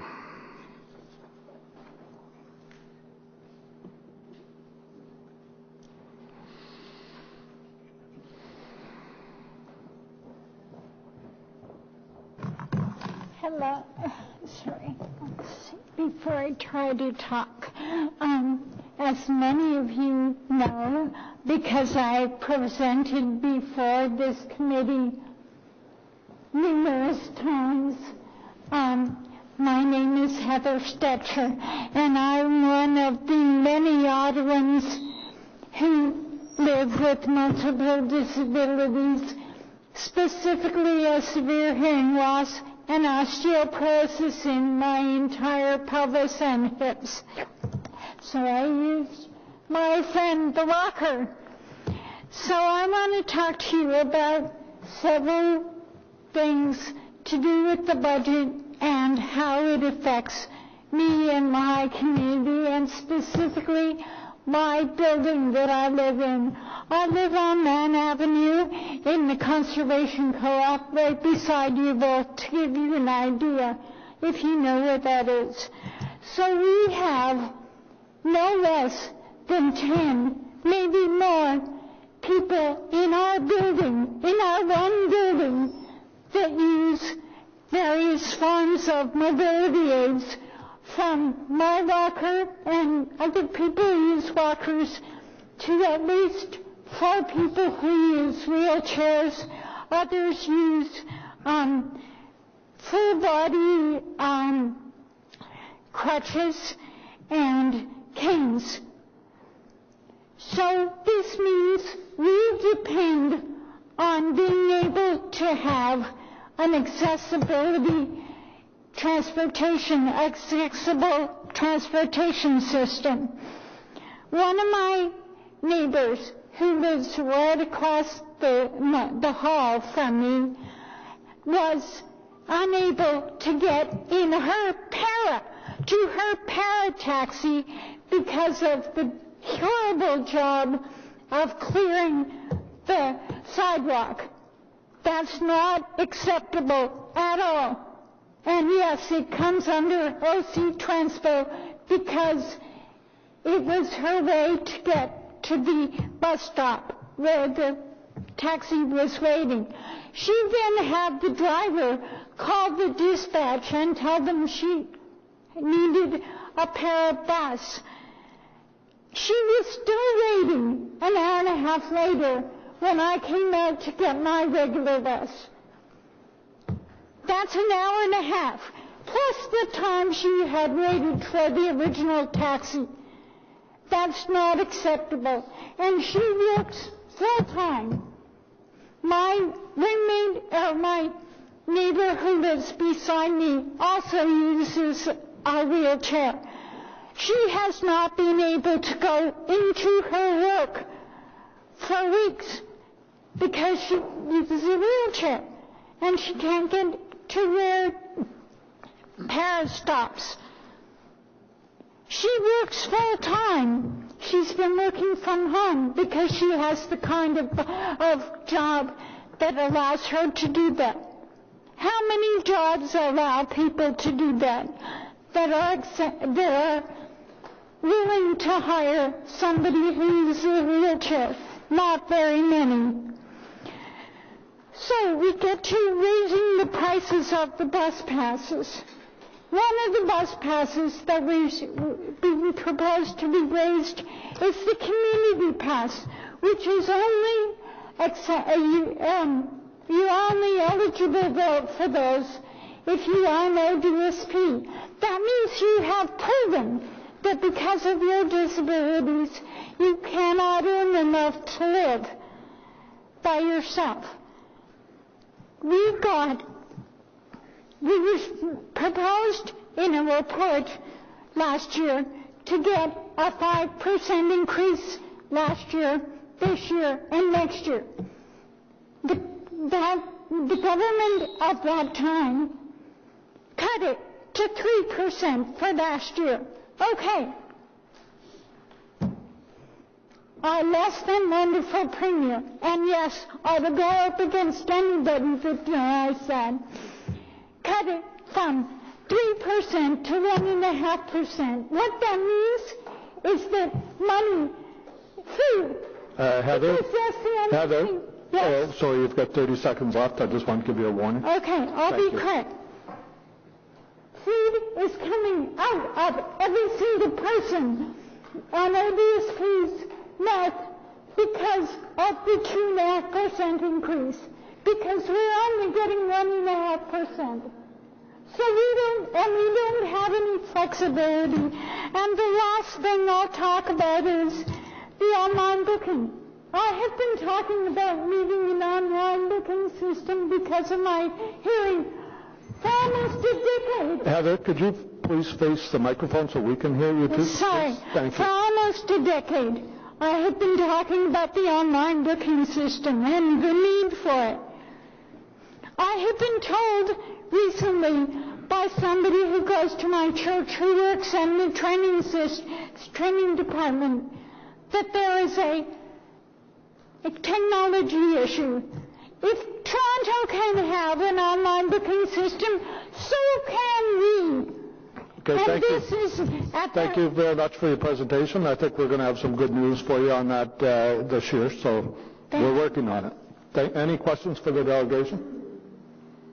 No? Okay, thank you very much for coming out today, Heather. So we have Ian Mitchell, Rob Barnes Ian's not here, I believe, now.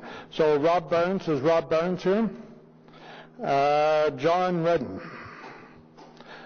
Following John will be Carrie Elliott, and finally Peter Gadet.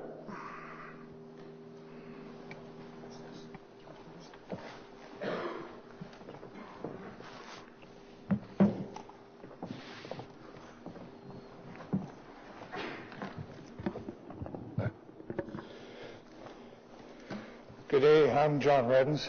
I'm a resident in Alta Vista for the last 14 years. I'm sitting here today to discuss about OC Transpo budget. I use transit for both para and regular transits. Today I'm here to push for an online booking system to fight for a non-discriminatory price for para users versus regular users and the KISS principle for pricing. I know most of your staff follow me on Twitter about my calling experience at any time of the day. If you don't get into at 7 a.m., you can be on hold for 5 minutes to 3.5 hours. Depends on the type of day. Some of you know I have a Facebook page called Para Transport Users. The biggest complaint is wait times. To free up the operators, we need an online booking system.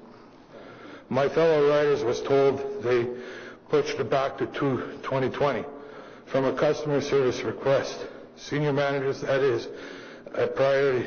What we were told 3 years ago, that was in a meeting with Sally Thomas and Ryan Lithall, that was needed.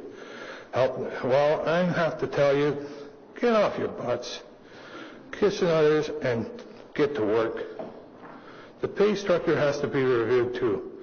As the city size increases, para users are being discriminated, especially when you want to go to South Ottawa. One example, para user, I live at Hearing Gate.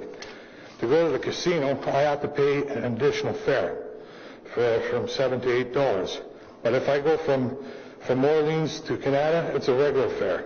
And if I want to go to the Gatineau Casino, it's a regular price. Presto users with the top-up card are also discriminated because para users doesn't have the Presto scanners in the buses. The money filling out the paperwork by the bus drivers, this is the paperwork that they have to fill out. Every driver that uses a Presto card has to fill this out, no matter what, to check if the card is verified. That takes up time and money on behalf of the drivers. I'm calling on for and the printing costs for all these books that they have to write them up on, the extra fare fees. That's costing them money too. Another example of the planning. They changed the number system on the thing. They changed the color codes. They changed the signage a few years back. Some of those signs were duplicated because they changed the number. Why was that? Where's the planning on this? I'm calling for an external review on operations of paratransit and LRT. What are they doing right and what are they doing wrong? As freshly elected councillors have the choice to do what is right, not what is politically motivated. You owe it to the ridership. Thank you very much. Thank you. Any questions for the delegation? Good? Okay, thank you very much for coming in, sir. Now, Carrie Glenn Elliott and Peter Gadet. Now I have a presentation.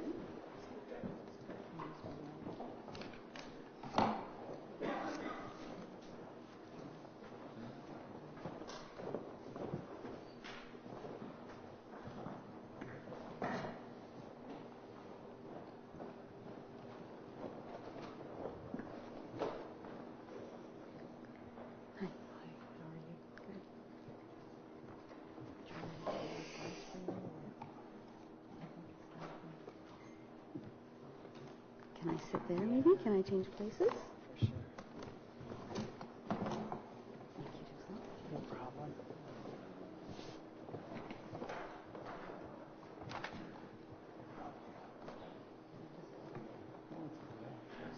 Maybe while that's getting set up, I'll just give everybody a little insight into what's going to happen. So after Carrie and Peter, that's the end of the public delegations. We're going to go to questions of staff. I've got so far Councillor Brockington,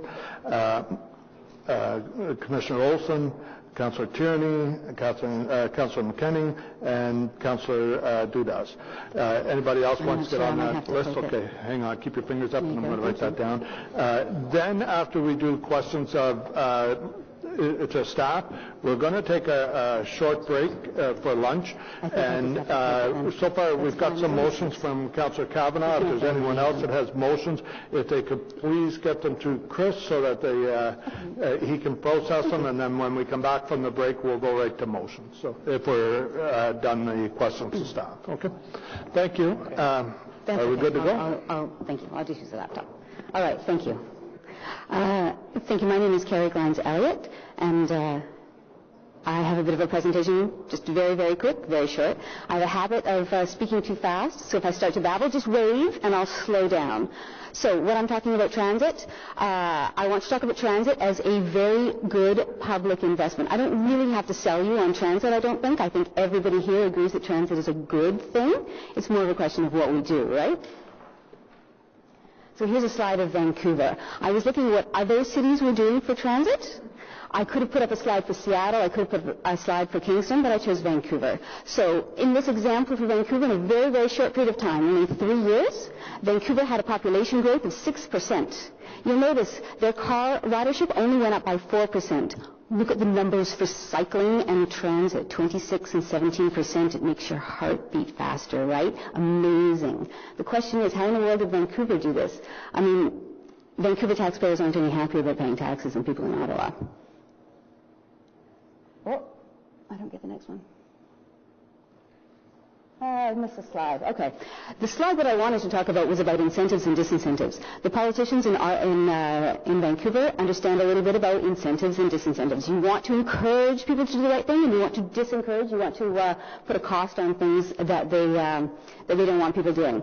So the question is here, what is Ottawa doing, right? Ottawa has, I'm sorry to say, deteriorating transit. I've been riding transit here for 20 years. The last couple of years have been really rough.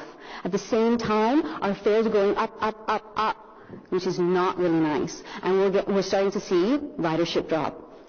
Mr. Manconi says that ridership went up by 1%. I don't know what our population went up by, but 1% is not really enough. We really want a much, much bigger rise.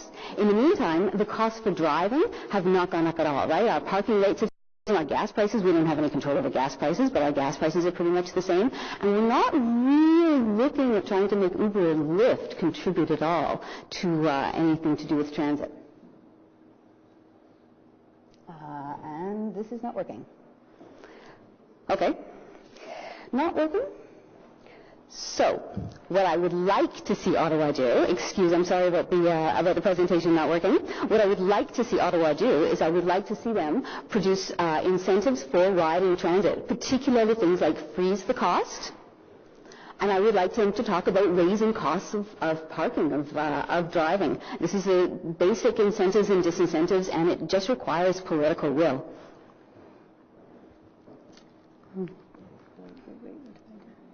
Sorry, it's on this computer. So specifically for the Transit Commission, what I want is I want the fares frozen. I also want OC Transpo mandated to consult. A lot of the decisions are not necessarily about resources, but they're about actually listening to riders. And I think that's really, really critical. There's been some conversation about Room number 11 right now. We also need to be talking about Room number 12. And those aren't necessarily having to do with savings. They're having to do with listening to riders and actually having a conversation with the communities. Consultation should not be seen as extra red tape. It's actually a way of creating a compromise and a way of having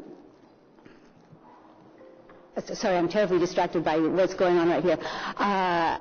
We need consultation from OC Transpo. And I've got to say, we can't be sticking with the status quo right now. It's not enough to say, yes, I know that transit is important, but what in the world can we do? We can absolutely do things, and I'd really, really like the Transit Commission to show leadership and start talking about ways to make transit better. Anyways, I'd also like to say that I'm a member of a group of people, of transit riders, who are banding together to create the Ottawa Transit Riders Group. And if you're at all curious, we have a website. You can follow us on Twitter and Facebook, and you can email us. And we're trying to get an advocacy group going for transit riders. So I'm sorry about the presentation not working, but does anyone have any questions? Any questions for the delegation? No? Okay, thank you very much for coming out today, Kerry. Peter.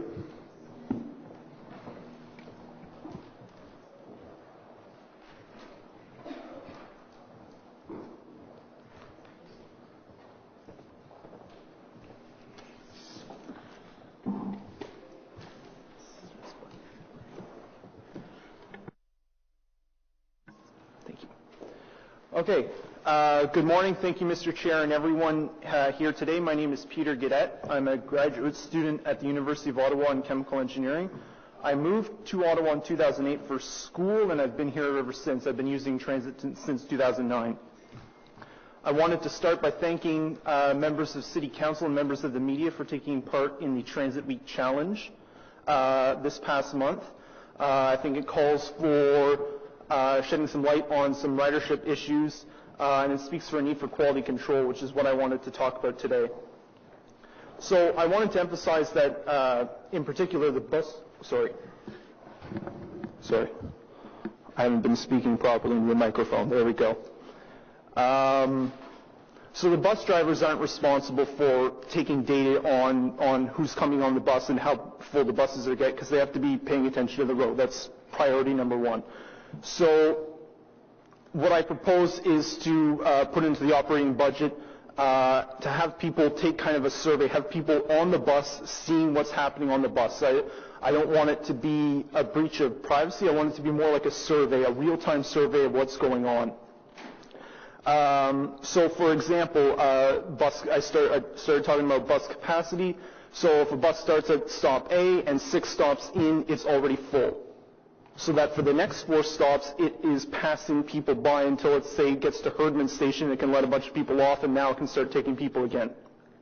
If that happens once, okay, it's a one-off, bad weather. But if it happens multiple times, I think I want that taken note of. Another example, the 158 goes from Bayshore to CanMet Energy. It's out on the west end, starts at Bell's Corners, goes between Moody Drive and Eagleson. Sometimes it gets the articulated 60-foot bus. I've only ever seen 10 people on that bus, ever. So I was a co-op student there, I was working there, and then I worked there on a casual contract. There's never been more than 10 people on that bus. And for routes like the 88 or the 86, yeah, they need that extra space to take those ones, and the 158 has never needed it in any of the time I've been using it. And so, like I know for the 88, it goes 28 kilometers from start to finish, from Herdman to Terry Fox, and it doesn't get the benefit of the 174 or the 417 or the Transitway, like say the 95 or the 61 or the 62. So I think I've hit a couple of those points. I wanted to talk about GPS schedules and printed schedules in terms of consistency. So the people who were hired to take a look at these buses know, okay, this bus was supposed to leave at 9:46 at this stop. I can track in real time what the printed schedule is and what the GPS is. And that kind of quality control could help really nail in on some issues. Like the 88, if it has to go on Heron Road and then Baseline and then Robertson, it's hitting bus stops and transit stops all on the way. And so there's just a lot of parts in the day where it can't hit that demand, where it not only has to stop for the intersections like the cars do, but it has to hit the transit stops as well. So I think that covers most of what I wanted to talk about. Thank you very much for your time. I'll take any questions quickly. And thank you for everything here today. Thank you very much. Any questions for the delegation? Nope. Okay, seeing none. Thank you very much. Thank you. Okay, so we're going to move on to questions of staff, and we'll start with Councillor Brockington. Thank you, Mr. Chair, and thank you to staff for your presentation. Mr. Chair, I have a number of questions, so when you're tired of hearing me, and I don't want to dominate, I know many people have questions, just let me know. In the interest of time, I'll just get straight into questions. I'm not going to make a speech at all here today. One statement I'll make is, for my residents, if we park fares just for a second, the top three issues are the following. One is the reliability. I'll keep talking. We will have lights in just a moment. Thank you, Mr. Chair. Once they get the other lights back on, can we get that projector off if nobody needs it?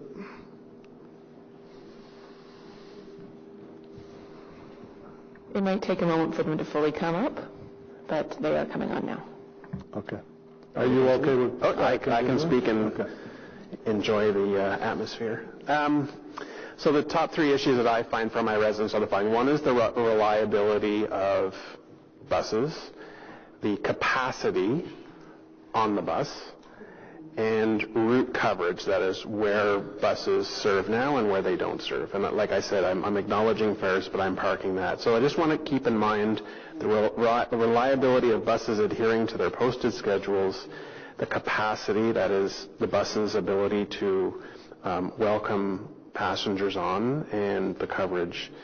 So first, a few questions. One is regarding like a customer satisfaction survey. Can I get some history on, have we done that? Do we really have a pulse on what the main issues are? I mean, my background is stats. Has this been done in the past? Was it discontinued? What was the reasons for discontinuing it? Are there merits in restarting a customer satisfaction survey? Yes, Mr. Chair. We used to do an annual customer satisfaction survey, and it measured a lot of things. Yeah. And we also had mystery shoppers riding the buses, and it looked at quality of comfort and braking and all those things that some of the speakers have spoken about today. We stopped doing that survey with all the disruptions of the LRT, and also some of the performance reporting out that we spoke about earlier on. The plan is to do customer satisfaction surveys once we launch the LRT, along with the other benchmarking initiatives that we talked about. We've also had some very good dialogue with Stats Canada because they are a wealth of knowledge in terms of data. Because I will respectfully disagree with some of the statements about people throwing out what drives ridership, elasticity, and measures and metrics. That whole world has changed, so much so that Stats Canada is working with CUTA, Canadian Urban Transit Association, of which I'm a member of, and they have come and talked to us about how can they bring their scientists and statisticians to work with our team to look at metrics and information. And there's some really good reports out there right now from CUTA, from others, because there's a knee-jerk reaction to Uber and Lyft is doing the following to ridership and so forth. And quite frankly, the industry is having serious discussions about moving away from ridership as the metric and rather mobility as being the metric, because you're looking at your hierarchy of modes, walking, cycling, transit, and so forth. So there's some very interesting dynamic discussions. Yes, we're going to bring back the survey.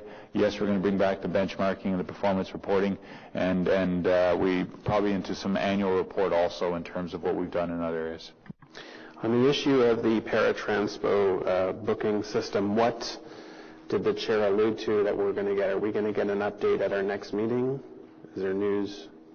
No, the chair has been asking me because he heard loud and clearly, certainly in his earlier tenure of his new role, about the concerns with PARA.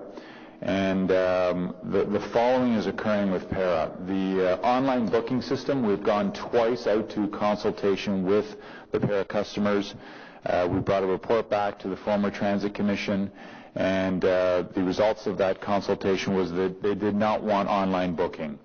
We are at the point that we can no longer...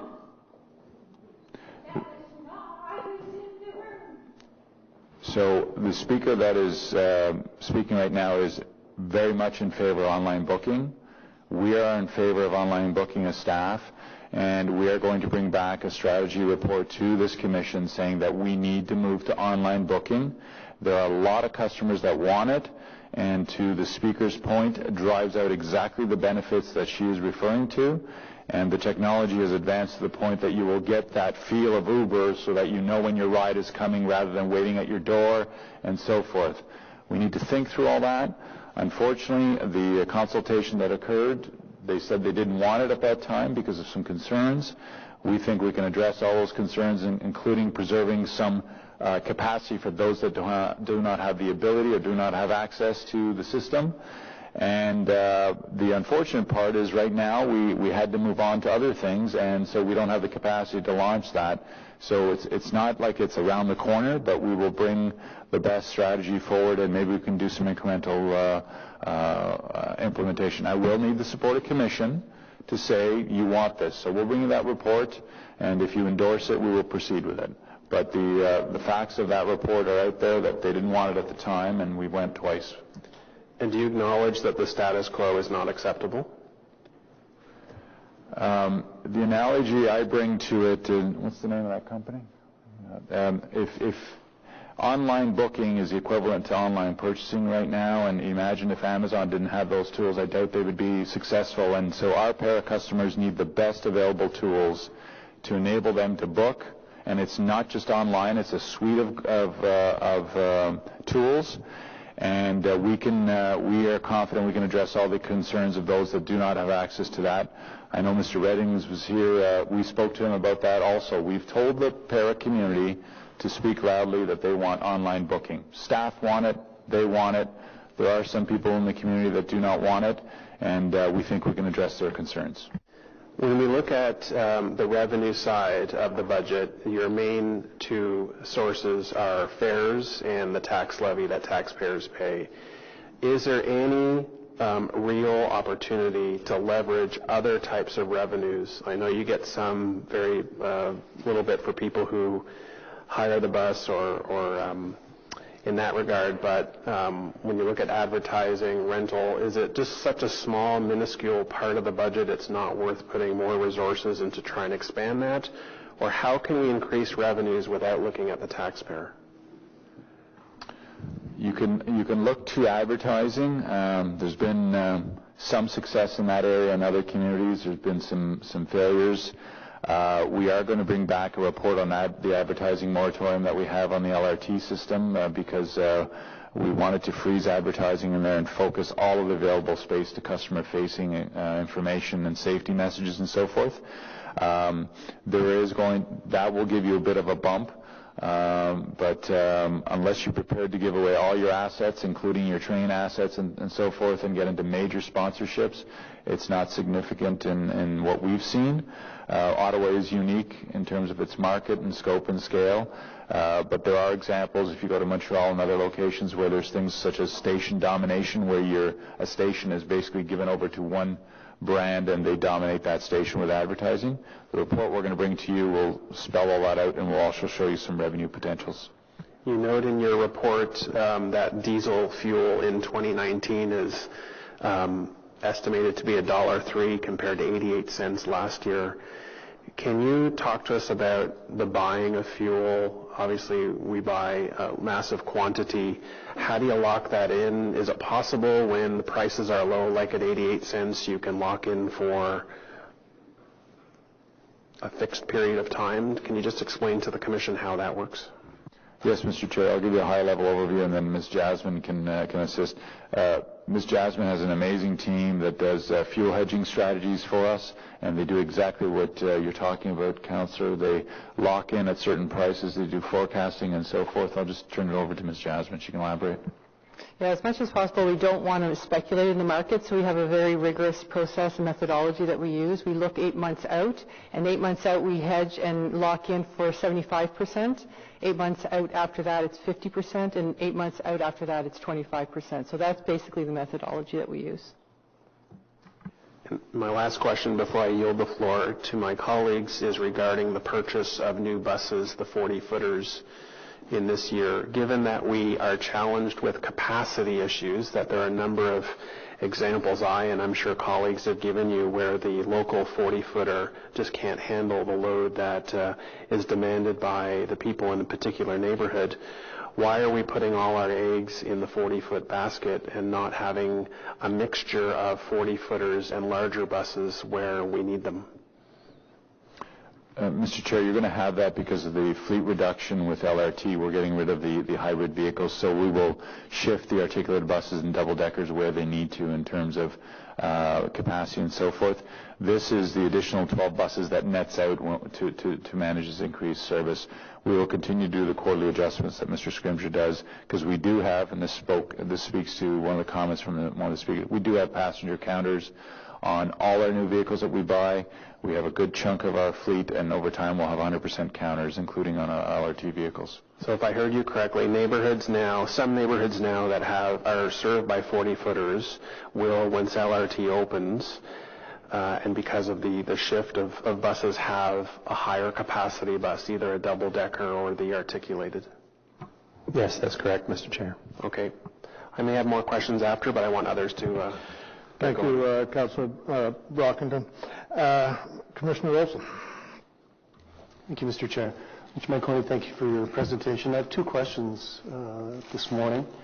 One is about user fees, and specifically I want to look at slide 6 of your presentation, or the presentation that talks about other fees recommended for approval. We'll talk about a few things there: a regular park and ride permit, gold pass park and ride permit. My understanding is that all user fees are governed by some kind of legislation. I just want to know what legislation governs these fees. I understand, I could be mistaken, so I look to you for correction, is that all user fees have to be reasonably tied to the cost of providing the service. And in that regard, it's interesting that basically all the fees are going up by the same percentage. And just as an example, a Gold Pass park and ride permit, it's going up by 2.6% this year. It's really a piece of asphalt in a parking lot where all the other spots are provided for free. So it's unclear how the cost of providing a park and ride space, a park and ride permit, is going up by 2.6% this year per month. So I just wonder if you could to give some elaboration on that, and just is there a methodology for calculating how these user fees are set and how the increases are calculated? My other question, I'll ask both of them right now, relates to on the revenue side. Actually, it's I think the industry term is fare bleeding, where people do not pay when they get on the vehicle. Is that a problem with OC Transpo? Do you have an idea of the extent to which it is a problem? And if it is a problem, is there anything that OC Transpo can do to stem it either now or with the introduction of the LRT? Thank you. Certainly, Mr. Chair. I'll start with the fare question, the second part about fare evasion. So there have been studies done in the industry about fare evasion calculations and what people think the amount is. It's very complicated analysis to do. If you think about it, we have almost 1,000 buses out there in service. The permutations and combinations of those things. Every transit agency has a fare evasion problem. Those that say they don't, I'd love to see it, unless you're 100% gated. So what we're doing is a couple of things. We are going to a gated system on the LRT system. We're also, with PTIF money, doing some bus rapid transit systems. We anticipate by stage 3 of LRT, we could perhaps get rid of rear door boarding, which is generally, if there's fare evasion, that's where it will be. We've also moved to full cost recovery on special events or partial cost recovery, so Blues Fest. We have a great arrangement with the Red Blacks where it's embedded in your fee of your ticket fee and so forth. There is fare evasion. Mr. Charter manages the special constable units. We've moved to blitzes rather than ad hoc inspections by inspectors, because we only have about 12 of them. So again, you'd have to do a lot of that. Then the other thing is public education. I know we get the emails saying, I just saw a bunch of people come in the back door, they didn't tap. They should be tapping, but in many cases they're university students with U-passes, and although they didn't tap, so we don't get that data stream, we have their money. So there's that, but the blitzes do help out, and they're integrated with bylaw and police. So we do not have the exact amount of fare evasion that we're losing the system. On the user fees, you were kind enough to give us an early indicator that you were going to go down this path. I'll be blunt, you've stumped us on the legal aspect of it, so I know we've punted that off to legal. I don't know if they're prepared. He's pointing to somebody. So legal is here prepared to talk about your first question, which is great. And on in terms of the rate increases, it's a general across the board application of that 2.6% that we've done. So over to legal for that. Yes, just on the user fees. So they are based in the Municipal Act, and they're based on the principle of being cost recovery. So to your point, those are covered through the budget before you.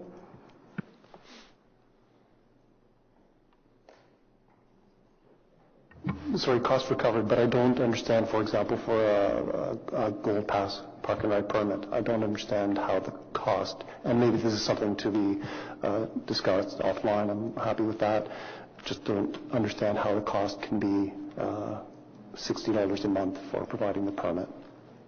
Mr. Chair, the Commissioner has pointed out a very good point. This is one of those situations where a number was picked and is not as finite as you're proposing. It's a very valid point. Quite frankly, it's something we can look at.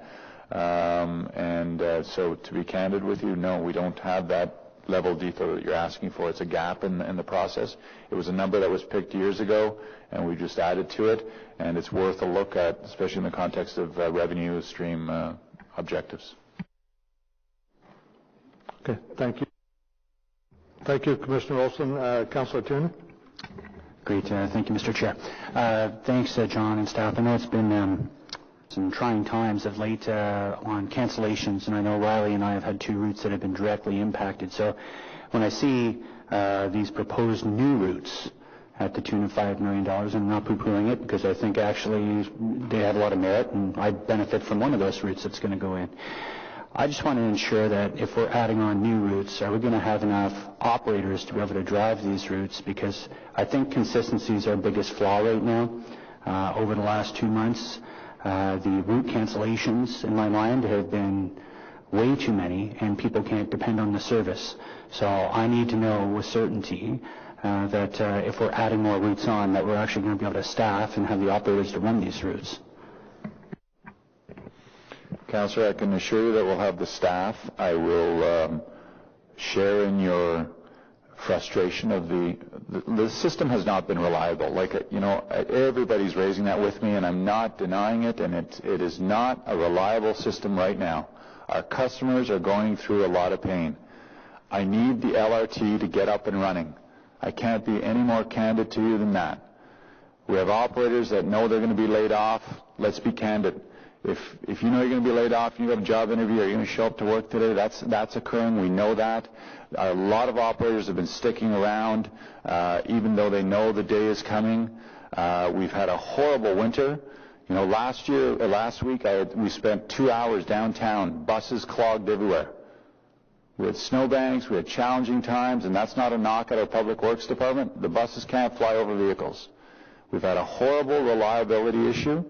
I'm not making excuses. I will not give you guarantees that it's going to magically improve overnight.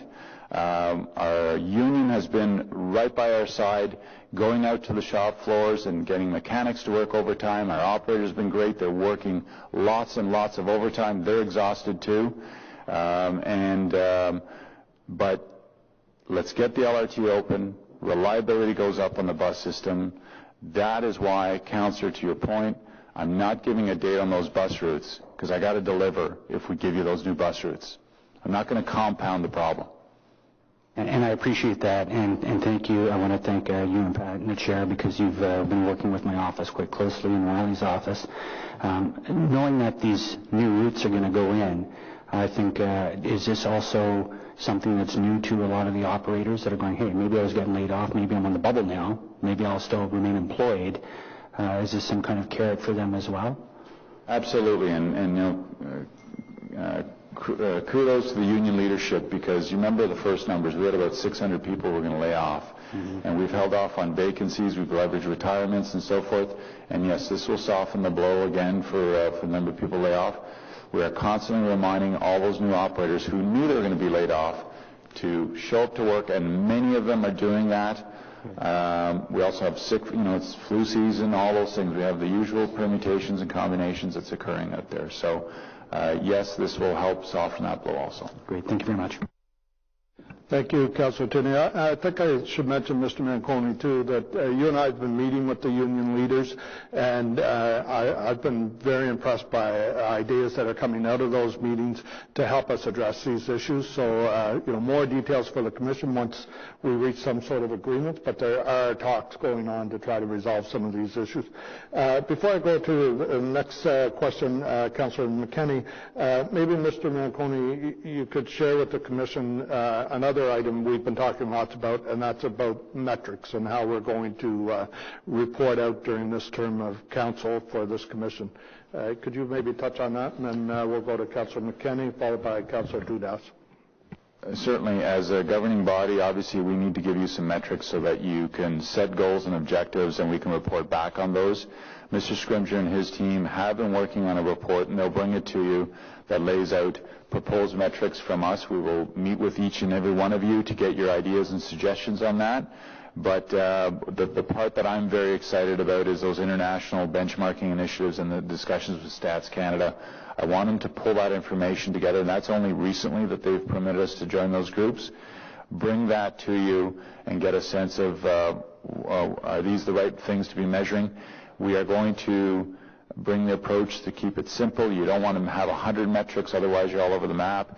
And then we also want to be out there publicly reporting on a regular basis. I know the TGC does a very good job of that. You can go to their website. They've got about 12 metrics, and you can see how they're tracking too. So that is the plan, to bring that report as a framework to you, approve it, and then we could start reporting.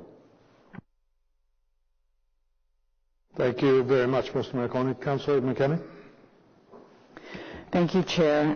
Just want to start by thanking everyone who came out today to present, and also the folks who presented us with the Transit Challenge a couple of weeks ago.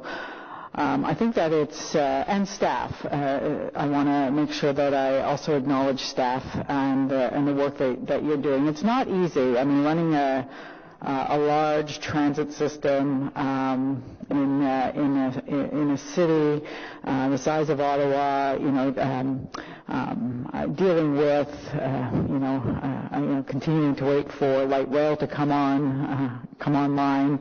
I see those 2,300 buses a day going by my back window, so it's evident to me every day what we're waiting for, and the impact that has on our roadways, on our public works, on our transit ridership. There's no doubt that you have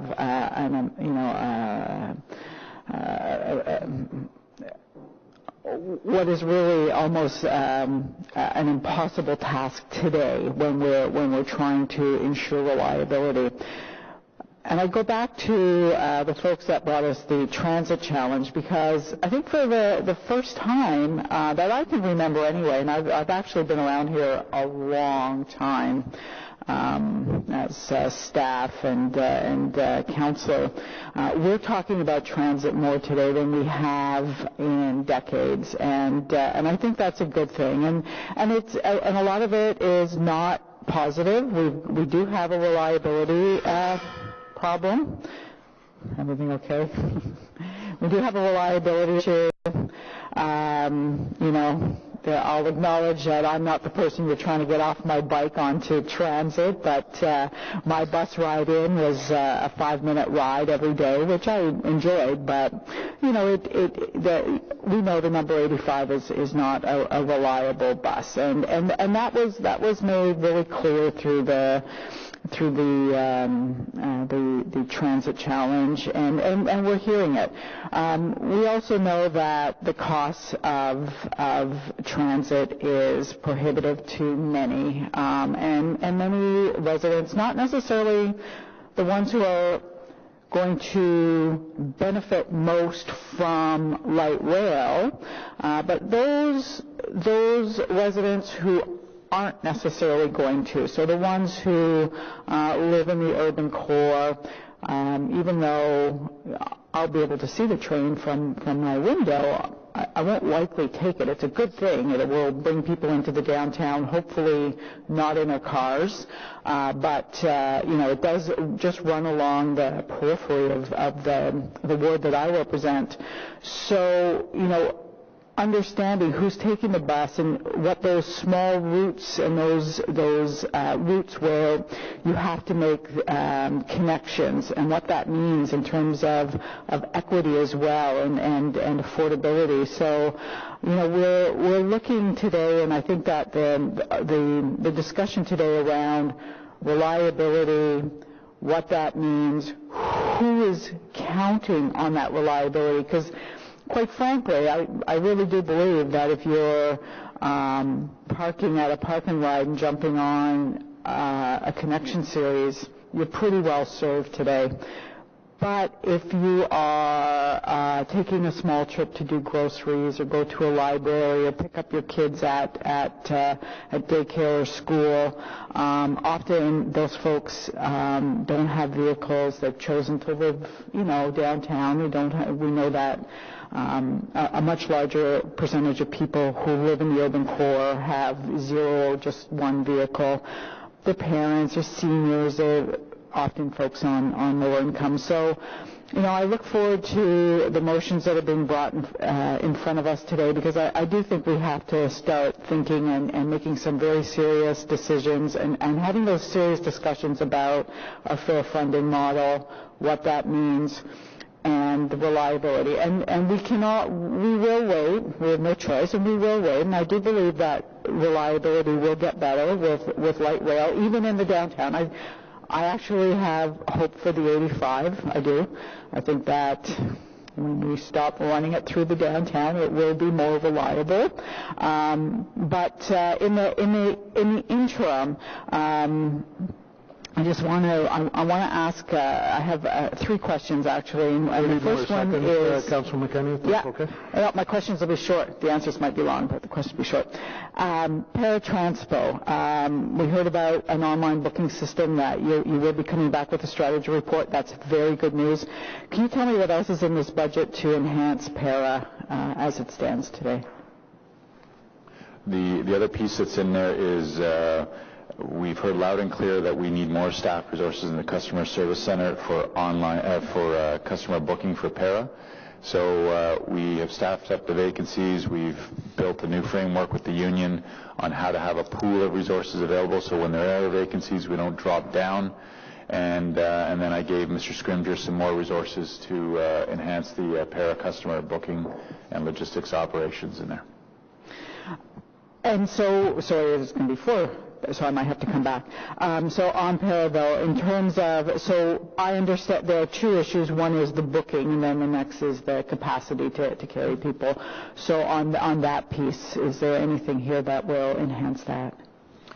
So on the capacity front, we have been supplementing the base budget of para, and you've seen it in the quarterly reports through lots of our vacancies savings. So we've redeployed. We've gotten a refusal rate to para Transpo down to, I think, less than 1%. So that's over 99% of the requests that get through are being made.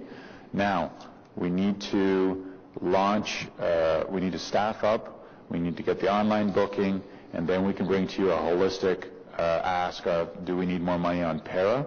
So this year we're good for para in terms of capacity. The demand will continue to increase with the aging population and demographics and so forth. And so in 2020, if we see that we need more funds, we'll be putting forward a request in that regard. Okay. And on the 30 new routes... Councilor McKenney, would it be possible if we put you on... Yeah, you want me to come back? Yeah, no, absolutely. Yeah, happy to. Thank you. So Councilor Dudas, followed by Councilor Gower and Councilor Kavanagh. I just had a question pertaining to the fare freeze. I know that it's frozen until July 1st. If by some chance LRT doesn't get rolling by March 31st or even a little bit later, and we're seeing that it's delayed past that date, has there been any consideration given to continuing to freeze the fares? And if so, has that been built into the 2019 budget?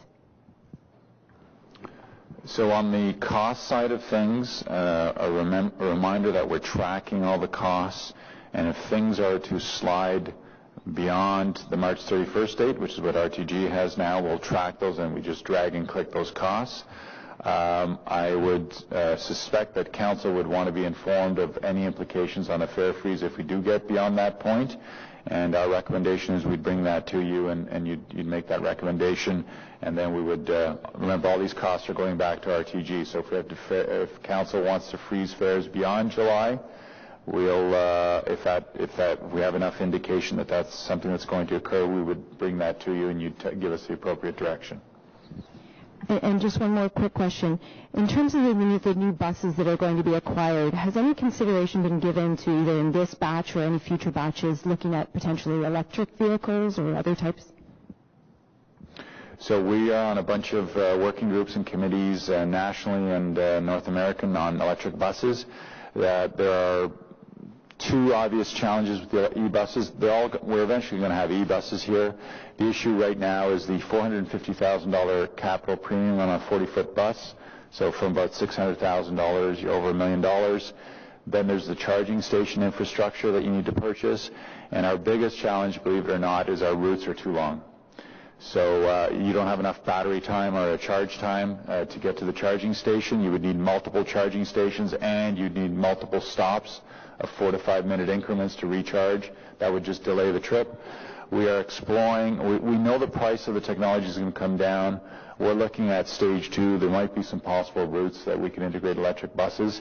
It's not that we don't want them. It's just it cannot serve our land mass and our routes. They're just too lengthy, and they would really degrade the service in terms of charge time. Thank you, Councillor Tudas. Councillor Gowan, followed by Councillor Kavanagh and Commissioner Wright-Gilbert. Thank you, Mr. Chair. Two questions. In the budget, in terms of customer service, is there funding? The background would be, I believe it's a 15-day turnaround for response to some customer complaints. Also, a lot of concern from residents around improving notification of late buses, delayed buses, cancellation.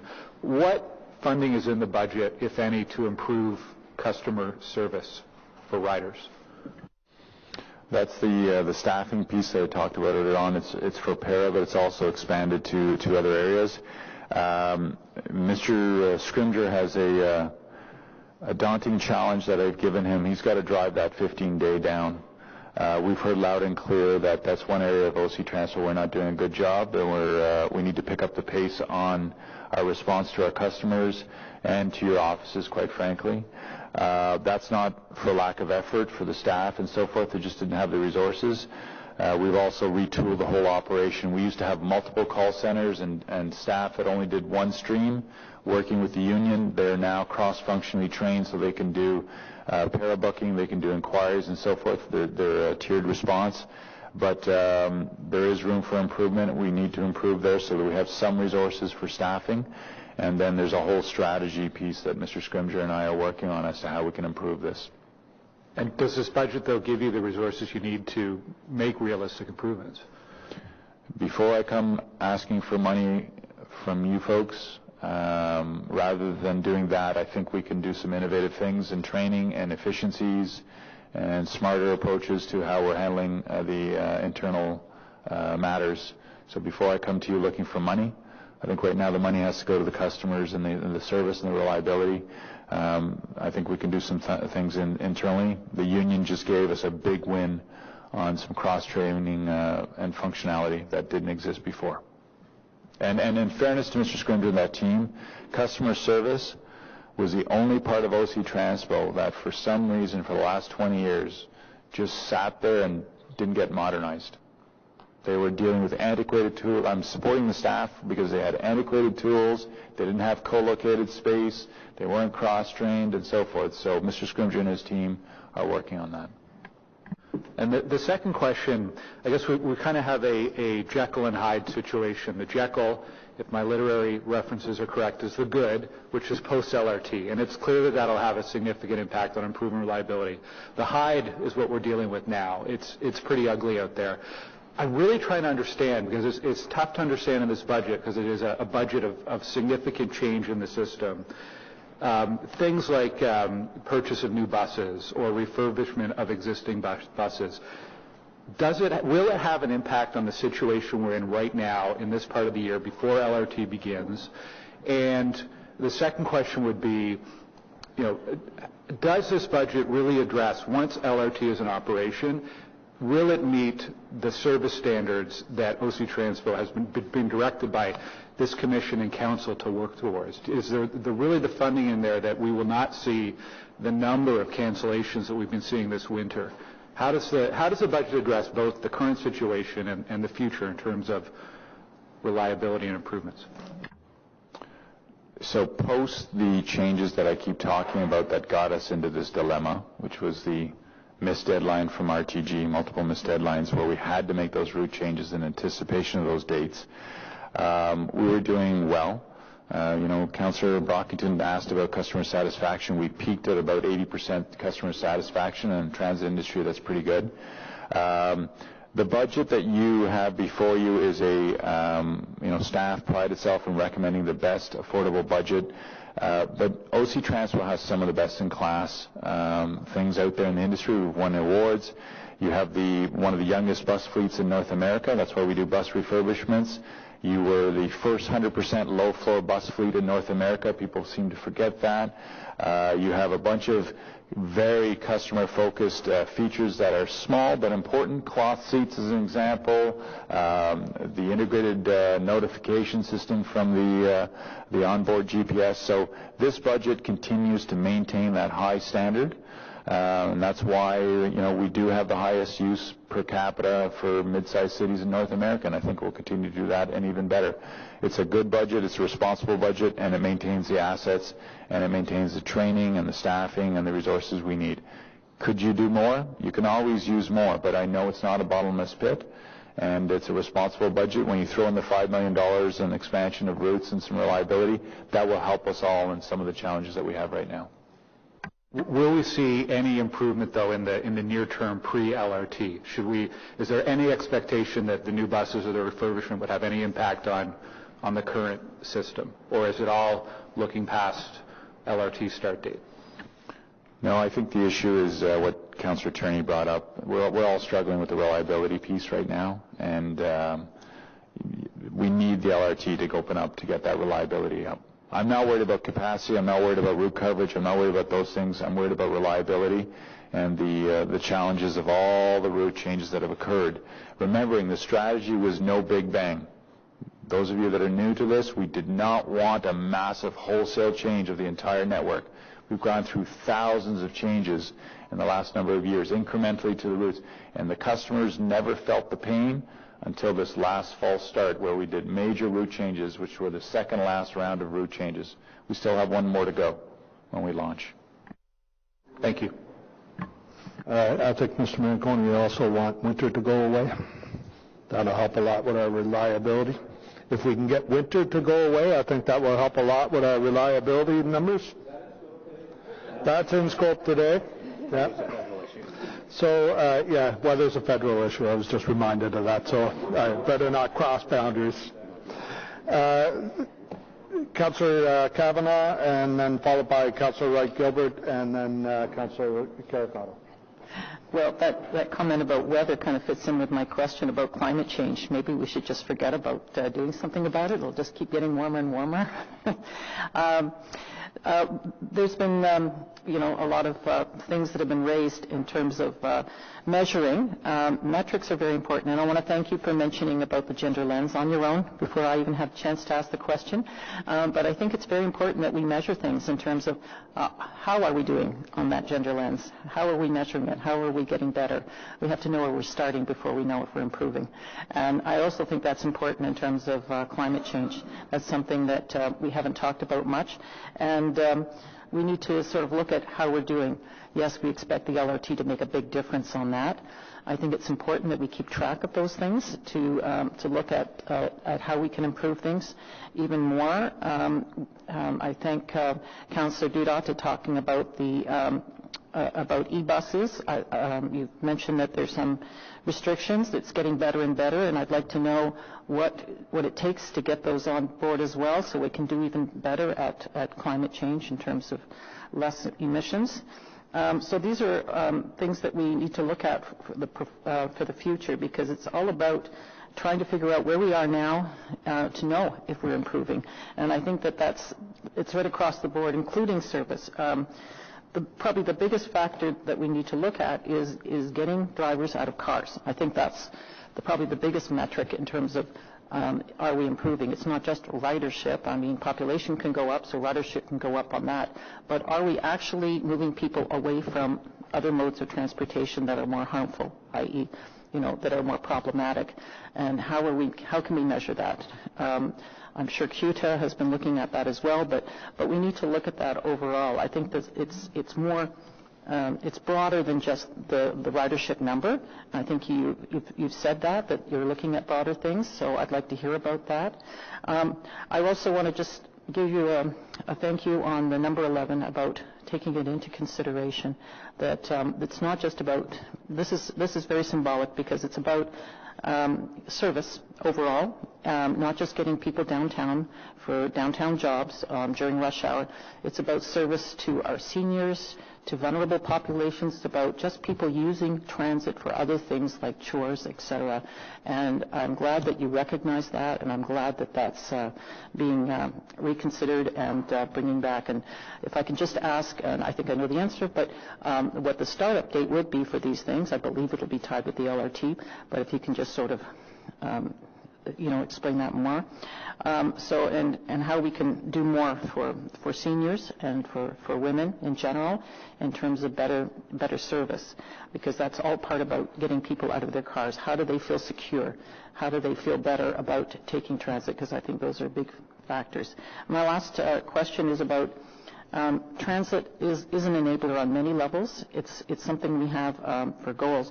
But the other big factor that we just had last week was about our overall master plan of the future.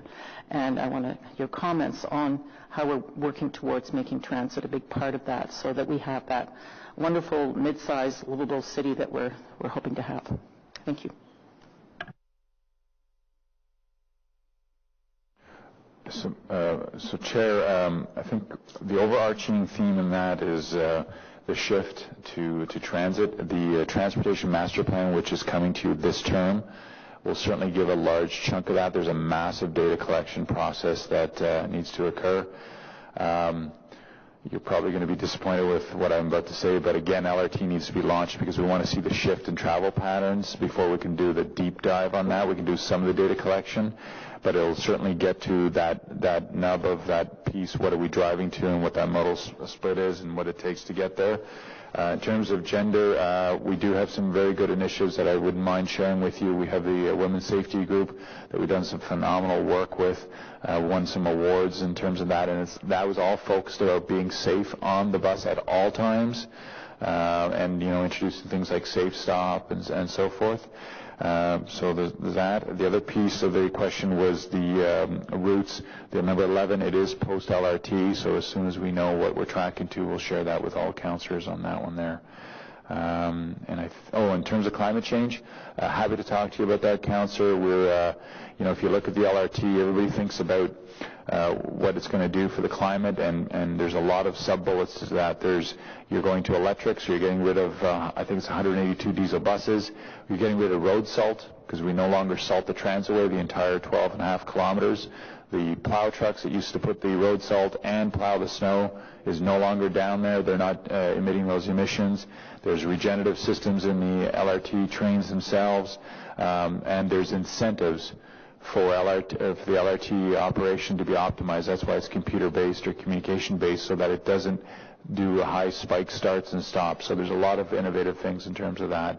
And our generations of buses just keep getting better and better, and certainly we're looking at electrification, hydrogen propulsion for trains in the future, and a bunch of other things. Okay, thank you, Councillor Cotton. Commissioner Wright-Gilbert, followed by Commissioner Caricato, followed by Councillor Deans. Thank you, Mr. Chair. Can you talk about the thinking behind offering seniors a larger discount, which is 62% currently, than the Equipass holders at 50%? Given the comments we've heard with respect to all seniors requiring such a high discount and the concerns, juxtapose that with the concerns across the board with fare increases. Certainly, I'll ask Pat to comment in a moment, but in terms of context, last term, as part of the transition to LRT, there was major policy reports that were written, and one of them was getting rid of express fares because express buses no longer exist with the LRT. And at that point, there was we had to balance the revenue that you take in because the incentives were driven through the various fare classes. So there was a lot of discussion, a lot of dialogue that went into that, and we landed where we are in terms of the fare composition. We always believe, and I'm not surprised to hear about means testing and age affordability and those things coming to bear. I think that day will come one day where as a council you'll want to direct us to bring a policy report in that regard. It is a difficult thing to do because it's very, very sensitive. And I know that with people getting older and older and different economic brackets, you need to layer that on.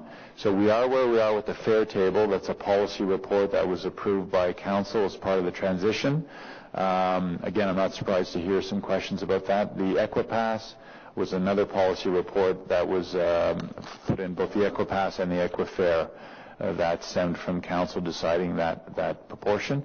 You can always change those subsidies, but there's an impact to the overall revenue. You need to net out at the same amount, or you need to inject more taxes into that, or reduce service taxes and revenue. Those are your three levers. So if this commission wants to look at the fare tables in the future, they'd give us direction to bring back a report and look at that, and it would ultimately rise to council also. But it's a very valid point that that day is coming where we're going to have to look at those things. Thank you very much. And I only have one other question because most of my questions were already asked.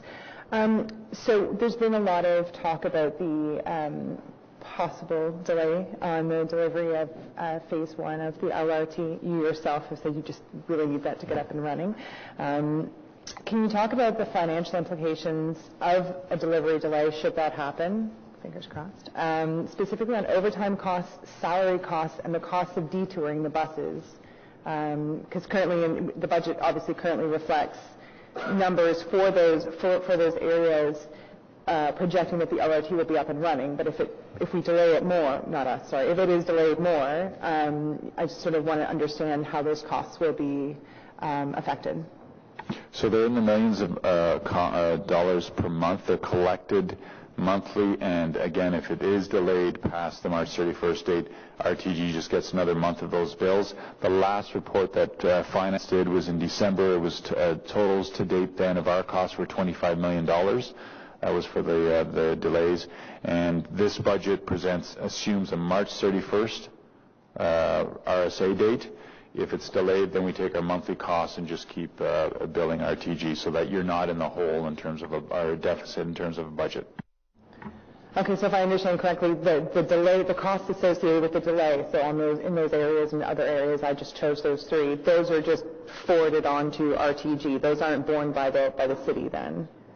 The direction from the city manager, irrespective of what RTG said the other day, I mean that's their opinion at FEDCO. The direction to the treasurer is we're holding back. It's about $262 million. We're going to deduct all our expenses because of the delay off of that. They're either going to agree to that or we're going to agree to disagree, and worst case scenario end up in court, but that is the position of the city manager. The direction's been taken. Thank you, and I'd also like to thank Mr. Scrimgeour for answering my vast list of emailed questions. Thank you very much, Commissioner. We all love Pat. Commissioner Caracotto? Hi, thanks. I've got a question that goes back to one of the presenters we heard regarding the freeze fares and specifically the Equipass and how that would cost about $105,000. Can we have some verification about whether or not that is an accurate number or where it came from? I'll ask Mr. Scrimgeour to comment. Yes, that would be the cost for freezing, not proceeding with the increase of the Equity Pass fares, the community, and I think the Access Pass as well, and that would be the cost for a half year, just for this year. In a full year, it's about double that number. Great, thanks. My second question is about Transpo, and specifically, how do we, I guess, cut the amount of time that Transpo riders are waiting for the bus or their vehicle? We heard from some presenters that they sometimes have to rely on taxis instead because there isn't a bus available, and that they're waiting up to 40 minutes or more. And I'm wondering if there's anything, well, first of all, if you can let me know how many pair of vehicles we have in our fleet, and if there's any consideration to increasing that. I don't see anything in the budget, but maybe it's coming down the road. So our para fleet is a mix of city vehicles, which we've locked in at a certain rate, a number, I believe it's 75, Troy? 80. And that was part of the negotiations to bring Transpo services in-house. For those of you that may remember, Transpo used to go out and was publicly competed every 5 years, and it didn't go very well. There was a lot of issues. You'd have to transfer ownership every 5 years, depending if it was an in-house bid or an external. There was lots of complaints, so we brought it in-house. And then we have a very large contract with taxi suppliers for additional vehicles, and that, in theory, is unlimited because we could just add to that. So that's how we've been augmenting many, many, many trips on that. And I'm going to let Mr. Charter explain to you the wait time and some of the issues and how online booking can help there. Okay.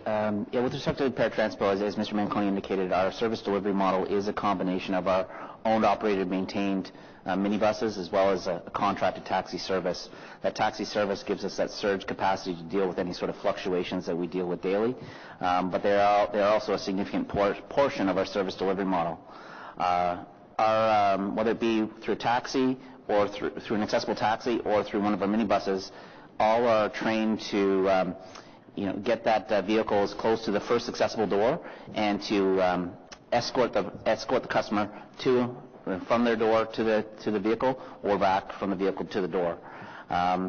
There may be situations where a bus is unable to get a bus or taxi is unable to get as close to that accessible door as possible, i.e.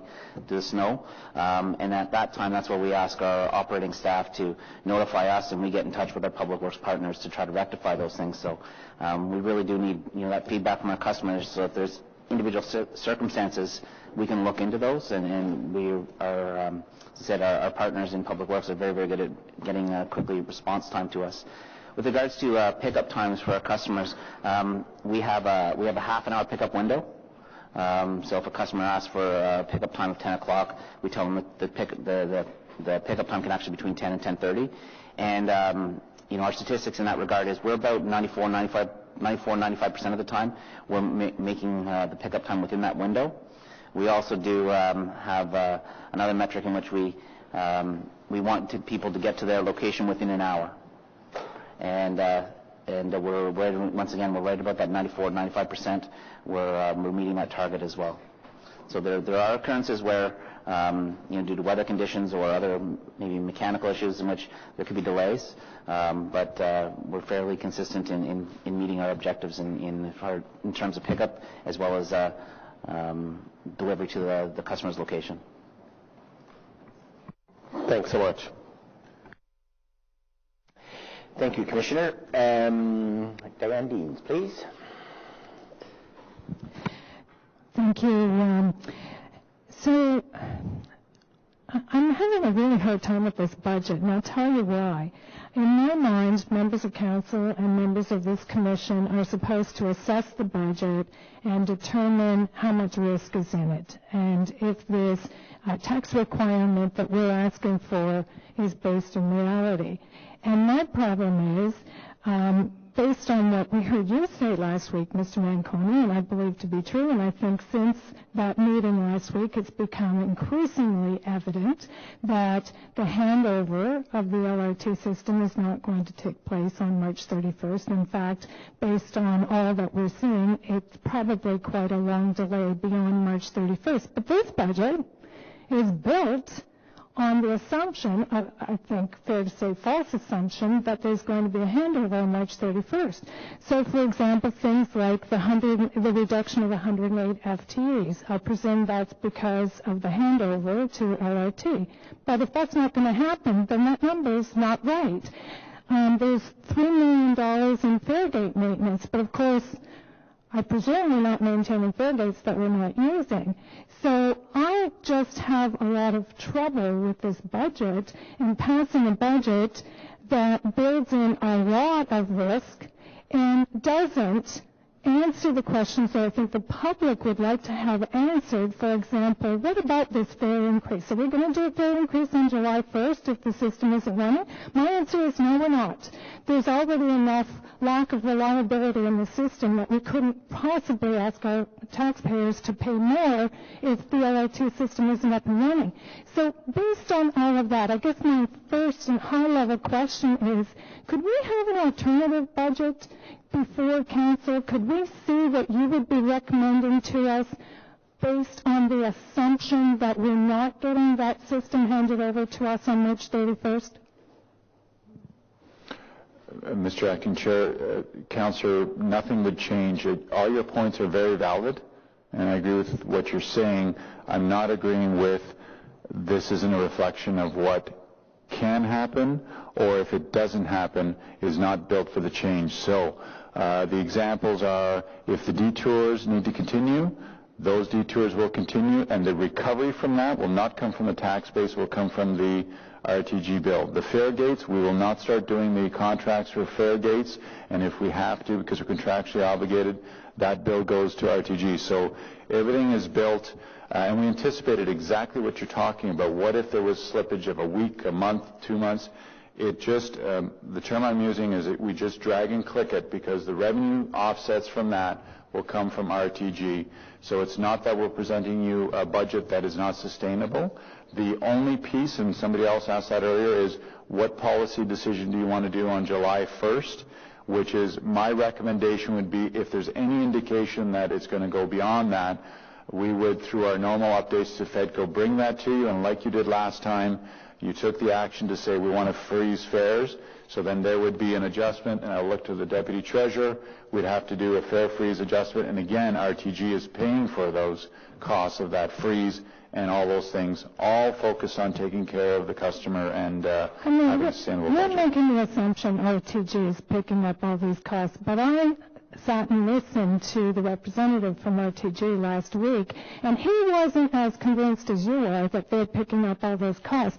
And we're already into $25 million before the additional $15 million you're identifying for the first 3 months of 2019.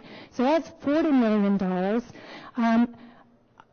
I know we're holding back payments, so we have the money for now, but this could be in litigation for years, and I'm just worried about the impact on the taxpayers going forward. So I'll let the Deputy Treasurer comment, but a reminder, you have the $262 million in your bank. The direction has been given by the city manager, endorsed by the mayor. We are deducting all those costs, and if it takes going to court, which would take years, that will be what we have to do in the worst-case scenario. But there's multiple steps in the project agreement to that, and the direction that has been given to the Deputy Treasurer and the Treasurer is that you withhold all our costs and we recover those so that the taxpayer is not out. I think Mrs. Jackson and I wanted to add to that is what's built into the budget is if we were going live March 31st, then that's at the point in the budget where the rail costs kick in. So each month we would be paying maintenance and life cycle costs to RTG. If that's delayed, we are not paying those amounts. We also are paying back part of the capital, and as part of those monthly payments, we don't have to pay that if it's not going live. So that's a savings on the opposite side. Have we had any discussions with RTG about things like fare freezes? because I would think that would be a point of dispute. We suggest that we shouldn't be increasing fares to our riders if we haven't got LRT up and running. But does RTG agree? Have you had that conversation? I'm going to be cautious as to what we've discussed with RTG in terms of potential litigation, but quite frankly, I don't care what they think. We have to take care of our customers right now, and this council gave me a direction to freeze fares because our customers have gone through a lot of pain. I doubt very much that a commercially based organization is going to agree to pick up a tab of the fare freeze piece, but that's the direction council gave me, and that's what I put into the budget. And again, to the Deputy Treasurer's point, they're not going to get their maintenance payments, which are in the millions a month, so you've got that money, and you've also got their capital payments that's sitting in our bank account right now. Okay, I just have a couple of specific questions. I was looking at the memo that I had asked for about that came out in December that was looking at the financial implications of the LRT delay. And in that memo, it had extended detour operations, and then the next line was extension of the O-Train construction office. So in looking at page 12 of the draft 2019 budget, it does have the line for the extended detour operations, those costs, but it doesn't have any budget line for the extension of the O-Train construction office. So I'm wondering why that isn't in the budget. Yeah, that budget goes to FEDCO. So that would be included in that committee's budget. Okay, well that makes sense then. And then the other question I had on page 12 of this budget is it says $3 million for maintenance of the fare control devices. Is that a full year cost of maintenance? That seems like a lot of money to maintain the fare control system.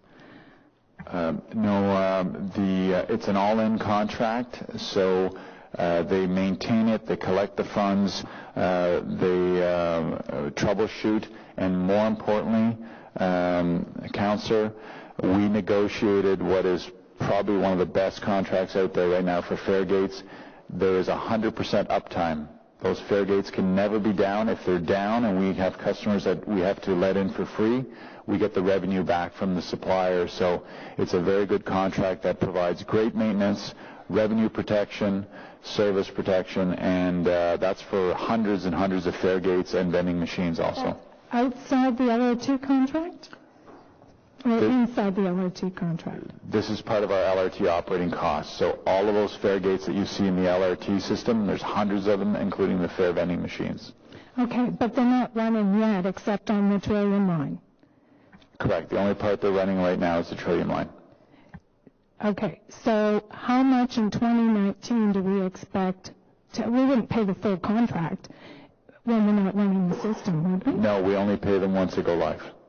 But what about the fare gates on the Trillium line? Are we paying for those? Trillium lines, we've been paying for those, yes. But that's minor compared to what you see in the LRT stations once you see all of them, because it's hundreds of them.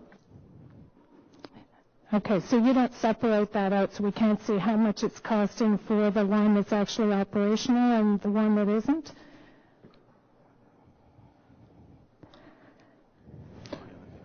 Go ahead, explain it, Pat. Mr. Chair, the number that's in the budget here is the budget increase for the new ticket machines and fare gates that would be added with the opening of the Confederation Line, O-Train Line 1. The existing ticket machines and fare gates, which have been in use since late 2017, are already built into the base budget. So the $3 million is a three-quarter year cost based on the assumption built into here that it would open at the end of March? Roughly, yes. Okay, so the full year cost is actually $4 million, maybe? The full year cost of both lines is more than that. Do you have a number? This is just the incremental cost for the new line and just the part of the year for which the new line is expected to be open. Okay, and just one last question. It's about the $5 million in the service. What's the FTE count associated with that? Does that reduce the 108 number, the reduction of FTEs? Yes, Mr. Chair, that reduces the number. It's the FTE impact is 38. 38. So of the 108 we were going to reduce, now we'll be reducing 70. No, Mr. Chair, the 108, there is a reduction in FTEs of 108. That already considers the growth of 38 positions. Oh, okay. Thank you. Those are all my questions. Thank you, Councillor Deans. Councillor Fleury, followed by Councillor Meehan. Just getting organized here. Sorry for if some of the questions were asked. I was in and out of meetings, but wanted to confirm this. So out of the 5.1 million confirmed by committee, if budget's approved today, my understanding is there are additional 3 routes and then 30 service improvements, 30 different service improvements. When will those be shared? You have them now, the details? Of all the routes? Like, I've had the specific ones for my ward, but I haven't seen the full You'd like to see other councillors' wards impact? No. I mean, from a customer perspective, when are we going to be able to share? It was in the slide deck today. Okay, so we're able to discuss it. Yes, I would just caution you on managing timing expectations. It's after the LRT opens. Right, but if the LRT were to open in spring to summer of this year, we would see these improvements in place this year. We would. We just need to factor that into the timing and the scheduling. Okay. I have a specific, and I recognize it's a ward specific, but for record, I believe it's important to be brought to this committee. So for me, with the opening of light rail, there are changes to the STO operations with the migration of STO at the line station, which I'm quite favorable to, better service for all users all around. That means that there are the lanes that we built on King Edward, curb lanes going north and south, are 4.5 meters wide, specifically to accommodate buses and, at the time, cyclists. That width is too wide now once STO gets off the corridor. So where is the best avenue for me to ask for capital improvements due to these changes? Chair, that should go through me, through Transportation Committee, not at this budget process. Okay, thanks for clarifying. So wanted to follow up on some of the Presto card components and technologies. So we want people to use transit. Everyone agrees. The higher the ridership, the better the service, the better it is overall. I continue to question why we're charging to access the card, because I get a lot of complaints from low-income folks who don't necessarily have used the equity pass. What they'll say is that they sporadically use the bus, and their calculation still works that it's better to pay per time. But they might lose the card, and then they're still charged the $6 back. So in terms of accounting, what's the financial value of that $6 per card overall in the year? I think we have that number. It'll take some time to find it, and we'll get it to you directly. I guess my point is, how significant is that number in your overall budget? I don't know if it's an issue of significance. I think you need just to ask yourself that if you were to waive the $6 fee, you used to charge for bus passes, you charge for this, is that going to encourage people to be less responsible about it? If you know there's a $6 fee with that card, you're going to take care of it. And remembering that this is all going to cardless technology over time, so it won't even be a discussion point in a number of years. But yeah, there is a fee, a replacement fee of that. There is a fee, a portion of that gets passed on to Presto Metrolinx and so forth. So it's a number that's there, and if you want to start waiving those fees, I know you did that when we did the Equipass rollout for that targeted area. But it's a portion, and Mr. Scrimgeour will get you that number on that. Yeah, would it be possible to get that number just so I can... I just want to emphasize, these cards are state-of-the-art. They're embedded with chips and technology that enables them not to be fraudulent like other systems. They're not the disposal type of cards. So while they may look like there's not much there, there's a lot of embedded technology in there. They're equivalent to your credit cards in terms of encryption and so forth. So so far it's been highly anti-fraud proof. No, and I respect that. I'm not convinced on waiving the fee, but I want to understand. I do see that it is, even for a rider, one of the barriers. It's the Costco issue. You have to get the membership before you can access the product, right? So to me, it's an interesting one where it might be of lower cost, but until I understand what is our actual cost of that, I can't bring forward some strategies. You open the door for the conversation relating to what I see as the potential, which is this automated, tap the phone application. So where are we at in this year's budget? Is there, I know the technology's there, where are we at in terms of rollout of that technology? So the new contract that we negotiated with Metrolinx is unique in Ontario in that we guide our own destiny. So the fare gates that you bought and the fare vending machines that you bought enable you to basically to adapt to technology. We are not handcuffed to the province, so we don't have to go to Metrolinx for upgrades and so forth.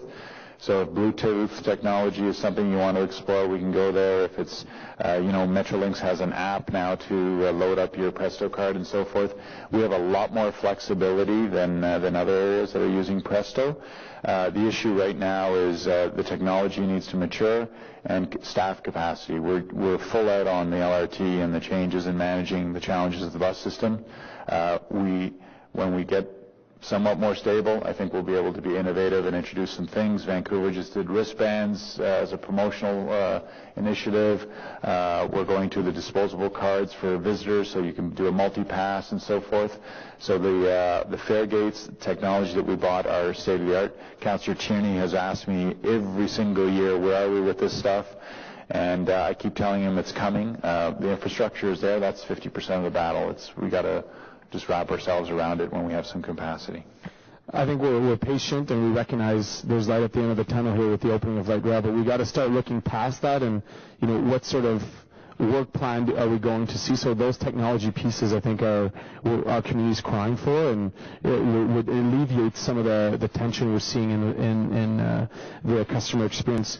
If I use the same argument but relating to para, I know I heard one of the delegations today about the issues of para, and I recognize that for various reasons, you have a wide array of abilities for folks to sign up and to confirm, but we really need to invest in, similar to, I don't like to use Uber because taxis are now using it. Can we ask you to wrap up? Your 5 minutes is almost up there. Okay. I have two questions. I have that one and a very brief question after. Well, we'll go to Councillor Meehan and then we'll put you back on after, okay?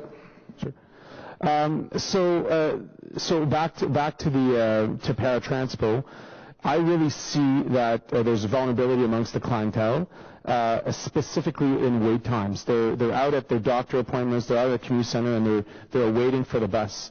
I see the technology now with Google and with the Ubers and the taxis using when's the bus approaching or whatever.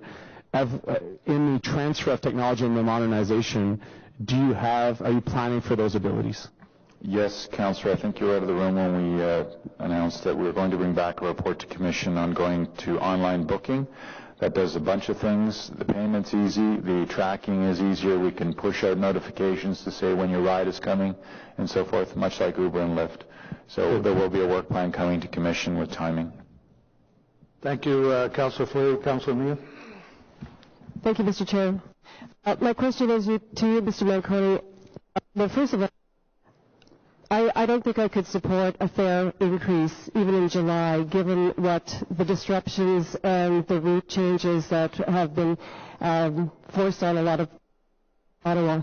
But my question is, I understand it's a large operation, it's very complex, and I know it's a big to turn around. But when we realized in September the LRT was not going to come online at the first drop-dead date, I was told that we couldn't reinstate those routes that had been cut. We're now at the end of March, and if I understand you correctly, you don't believe that we're going to meet that deadline to have the LRT go live. At what point do we say we're not going to implement those routes, we bring them back? Because we've heard just the hardship that people are undergoing. I understand some of them have been brought back, but why didn't we reinstate them when we don't know exactly when LRT is coming online? So I'm going to ask Mr. Scrimger in painful detail to explain to you what's involved in changing a route and the scope and scale and the time and the resources, and it has nothing to do with being a bureaucratic system. It has everything to do with you have a very good bus system. It's the most interline system in North America. That decision was made years ago from previous councillors. You have a complicated system. You have the only booking system for work of its type in North America. You tried to change that years ago. Somebody tried to change that, and there was a 54-day strike. So again, I'm not making excuses, but the history of how you got to where you are is very, very important. But I guess what I'm saying, I'm a new councillor trying to understand. We knew the system wasn't going to be online initially. We still went ahead. So there should have been, we couldn't have just stopped it at that point and said we will only these routes, cut these routes when we know LRT is going to happen. You can't, Councillor, because we need 6 months in advance notification, and RTG owns the date, and they drove us right to the last minute to say they were going to make the previous 2 dates. So, Mr. Scrimger, you can explain. Sure, Mr. Chair. Just to say a little bit about the process involved in planning and implementing schedule and route changes. As Mr. Manconi says, that's about a 6-month process, starting with the collection of data on need, looking at existing ridership levels, assignment of buses, running time, GPS data, how long it takes to travel along the route, to construct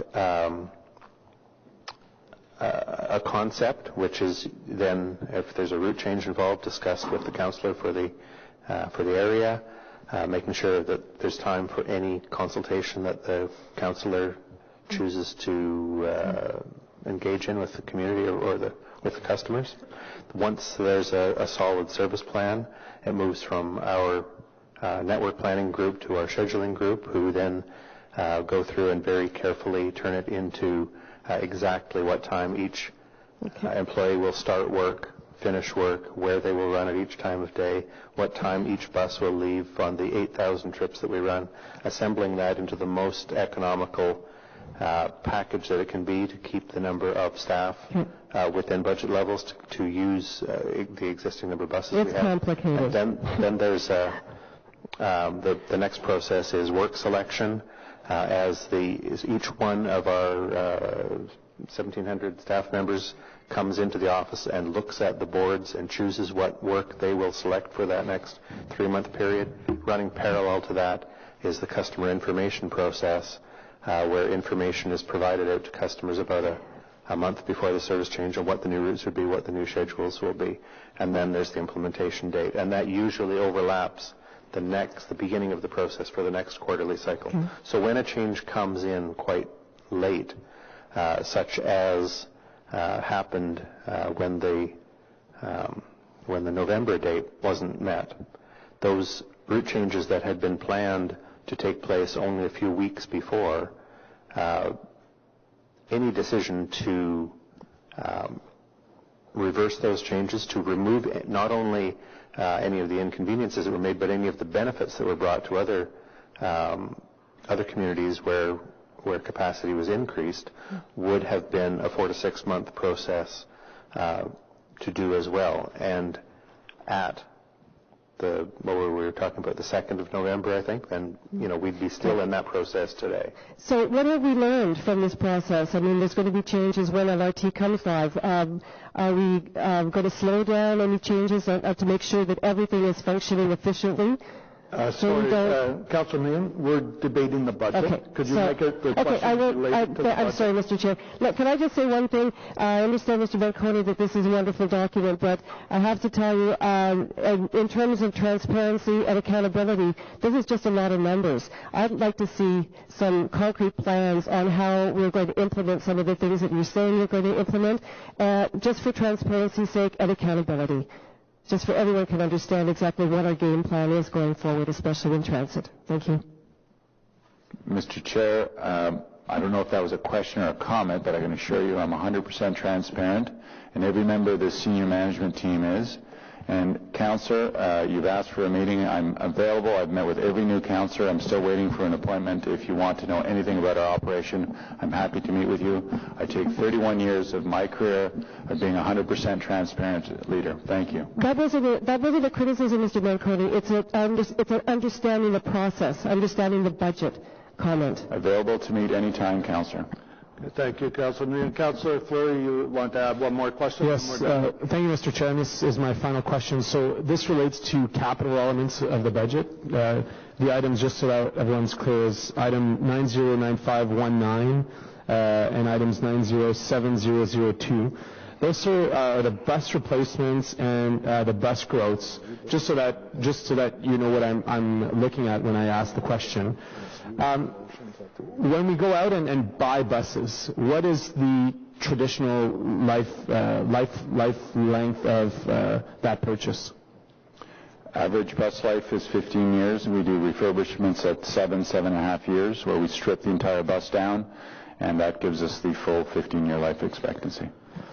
So I heard some of the delegations speaking to environmental measures and some of our more sustainable elements. How do we predict the cost of operating diesel buses within the next 15 years? How can that be calculated? There's lots of data out there right now in the industry, and that's what's driving the discussion on e-buses. Again, I don't know if you were here for that. I was. E-buses is something that's coming. It's about driving the unit costs down and the capital costs. Okay. Now, my last question relating to this is really relating to the technology pieces. So that it be CCTV cameras, that it be Wi-Fi enabled, that it be some of the plugins for phones. Technology continues to evolve, but the customer is asking for continued improvement. Obviously, I recall when I took the bus and there was no AC. And then at some point, it became a standard across the fleet, which was great, right? There's that really good improvement. Now our customers are asking for additional elements, and I've highlighted a couple. So are we procuring to what we believe to be future technologies or even existing technology needs for that customer experience? Yes, you approved that every new bus years ago will get equipped with closed-circuit television cameras. That's being done. You also enabled us to ensure that every bus can adapt to Wi-Fi, so that any new bus, we have the capability to accept Wi-Fi. Contrary to what a lot of the vendors say, we've had 3 offers of free Wi-Fi on our buses. Every one of them, when they've come in, they've looked at the numbers. They can't make the business deal work. So we have cellular in the LRT. We'll have it throughout the tunnel, and then there's also a possibility of Wi-Fi in all the stations coming up. Wi-Fi on buses is a difficult market to crack. It's not a captive audience. It's too short of a stint for them for the revenue stream. So again, we've had 3 unsolicited offers, and every time they run the numbers, they can't seem to make it work. All your new buses can adapt to Wi-Fi if you need to. Okay, thank you. Okay, thank you, Councillor Fleury. So that ends questions to staff on this issue. Next, we would go to motions. Councillor Kavanagh, you already have yours in. Does anyone else have motions to table? If not, instead of taking a break, if we want to deal with your motions and then vote on the budget, we can probably carry right through, because the in-camera items shouldn't take us too long. So if everybody's in agreement, if it's only her motions, we'll deal with that. We're good? Okay, thank you. Councillor Kavanagh, I guess we're going to have legal comment on your motion. If you want to read out your first one, and then legal can rule on it. Okay, thank you. I'm not sure which order they want me to do them in, but I'll start with the Equipass, Community Pass, Access Pass, and to put a freeze on the fare increases. I think we've already have a copy of it, so I'm happy to have a comment. Okay, thank you. Mr. Mayor? Mr. Chair, with the budget process that was approved by Council, there can only be if you're going to decrease the revenue on something, you have to find an increase in revenue or an offset someplace else. And there is none in this motion. Therefore, legal staff have the view that this motion is not in order at the Commission. It may be in order at Council, subject to further review. Thank you, Mr. Mayor. So, Councillor Kavanagh, you could table it at Committee of the Whole if you find an offset? I could amend it right now by just saying that we find the difference in the transit levy in terms of the cost. You want the offset to be to raise the tax rate? The transit levy, yes. Mr. Chair, I, with some regret, must note that Council has outlined that the target levy is 3%. And so the standing committees and the Commission are bound by that. Again, the situation may be different at Council. Okay. So, Councillor Kavanagh, if you want to look at that between now and standing committee, if you can find a particular offset for that within the budget, then you'd be able to table it. So what's your next motion? The next motion is to do with the Transportation Master Plan, which is one of our primary ways of that we look at for transit models of on looking at how we do the fares. And how does that tie to the budget?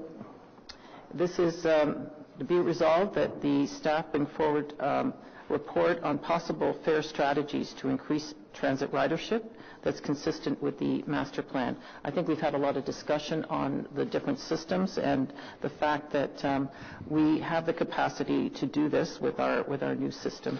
So that wouldn't be part of the budget discussion. Correct me if I'm wrong, Mr. Mark, we can deal with that outside of the budget as the ongoing commission business. Is that correct? Yes, Mr. Chair, at today's meeting, so the motion can be considered. As a matter of legality, I leave it to Mr. Manconi to speak on the motion's desirability. As a matter of legality, the motion is in order today after the Commission has recommended the budget to Council. Okay, so you could do it as a table of notice of motion at the end of the meeting if you want. Happy to do that. My last one is on the senior pick your ride free day, and be resolved that that OSTC proposal pick your free ride day be referred to OC Transpo staff for analysis and report back to the Transit Commission. Okay. Is that one in order, Mr. Mayor? Same answer as the last one, Mr. Chair. Same answer, so we'll do it outside the budget. Okay, so we'll do that as notice of motion. Is that it then? Okay, thank you, Councillor Kavanagh. Okay, so let's have a vote on the budget, folks.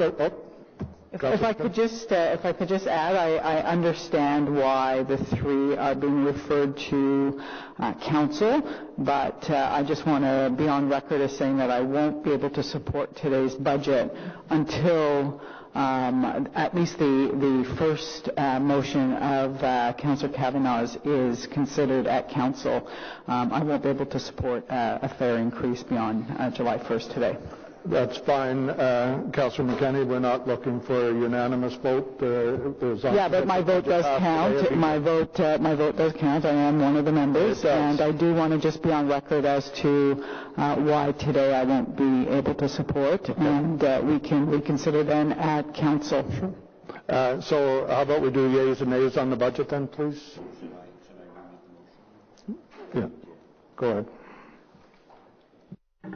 Thank you, Chair. So the motion that we are voting on is be it resolved that the Transit Commission recommends that Council sitting as a committee of the whole approve the Transit Commission 2019 draft operating and capital budget as follows. Item number 1A, user fees on pages 4 to 6.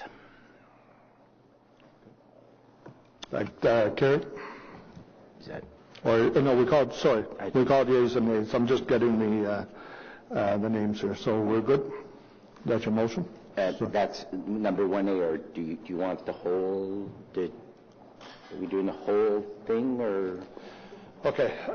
Yeah. How about read it out, and if anybody wants it broken down, we'll break it out into separate votes. User fees, pages 4 to 6. Number 1B, operating resource requirements on page 3, and number 2. Transit Commission capital budget, pages 7 and 8, individual projects listed on pages 15 to 37.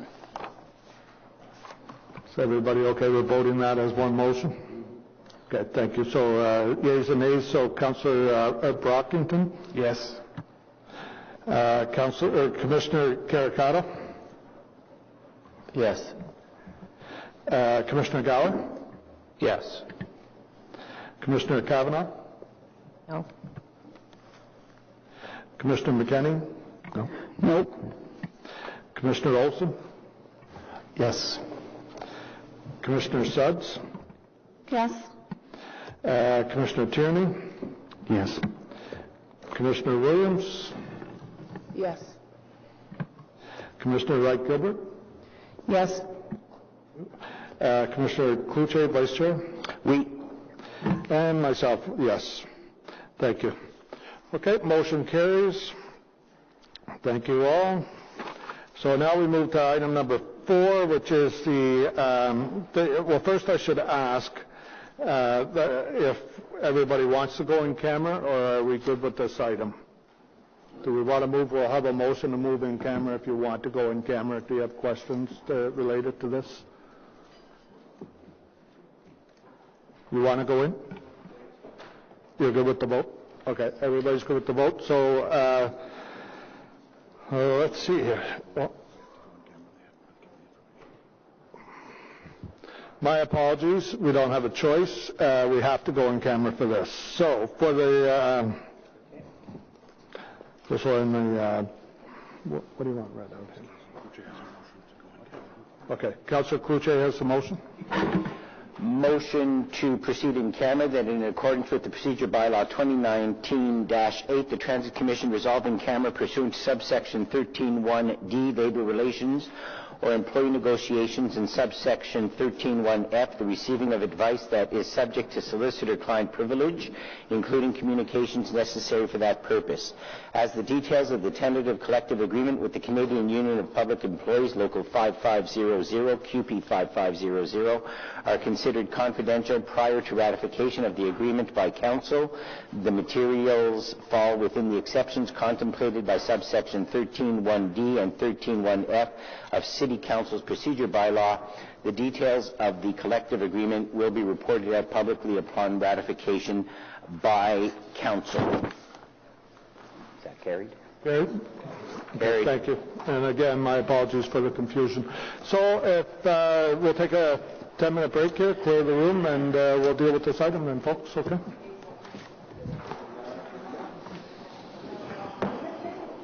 Sorry about that, Caitlin. I thought we were...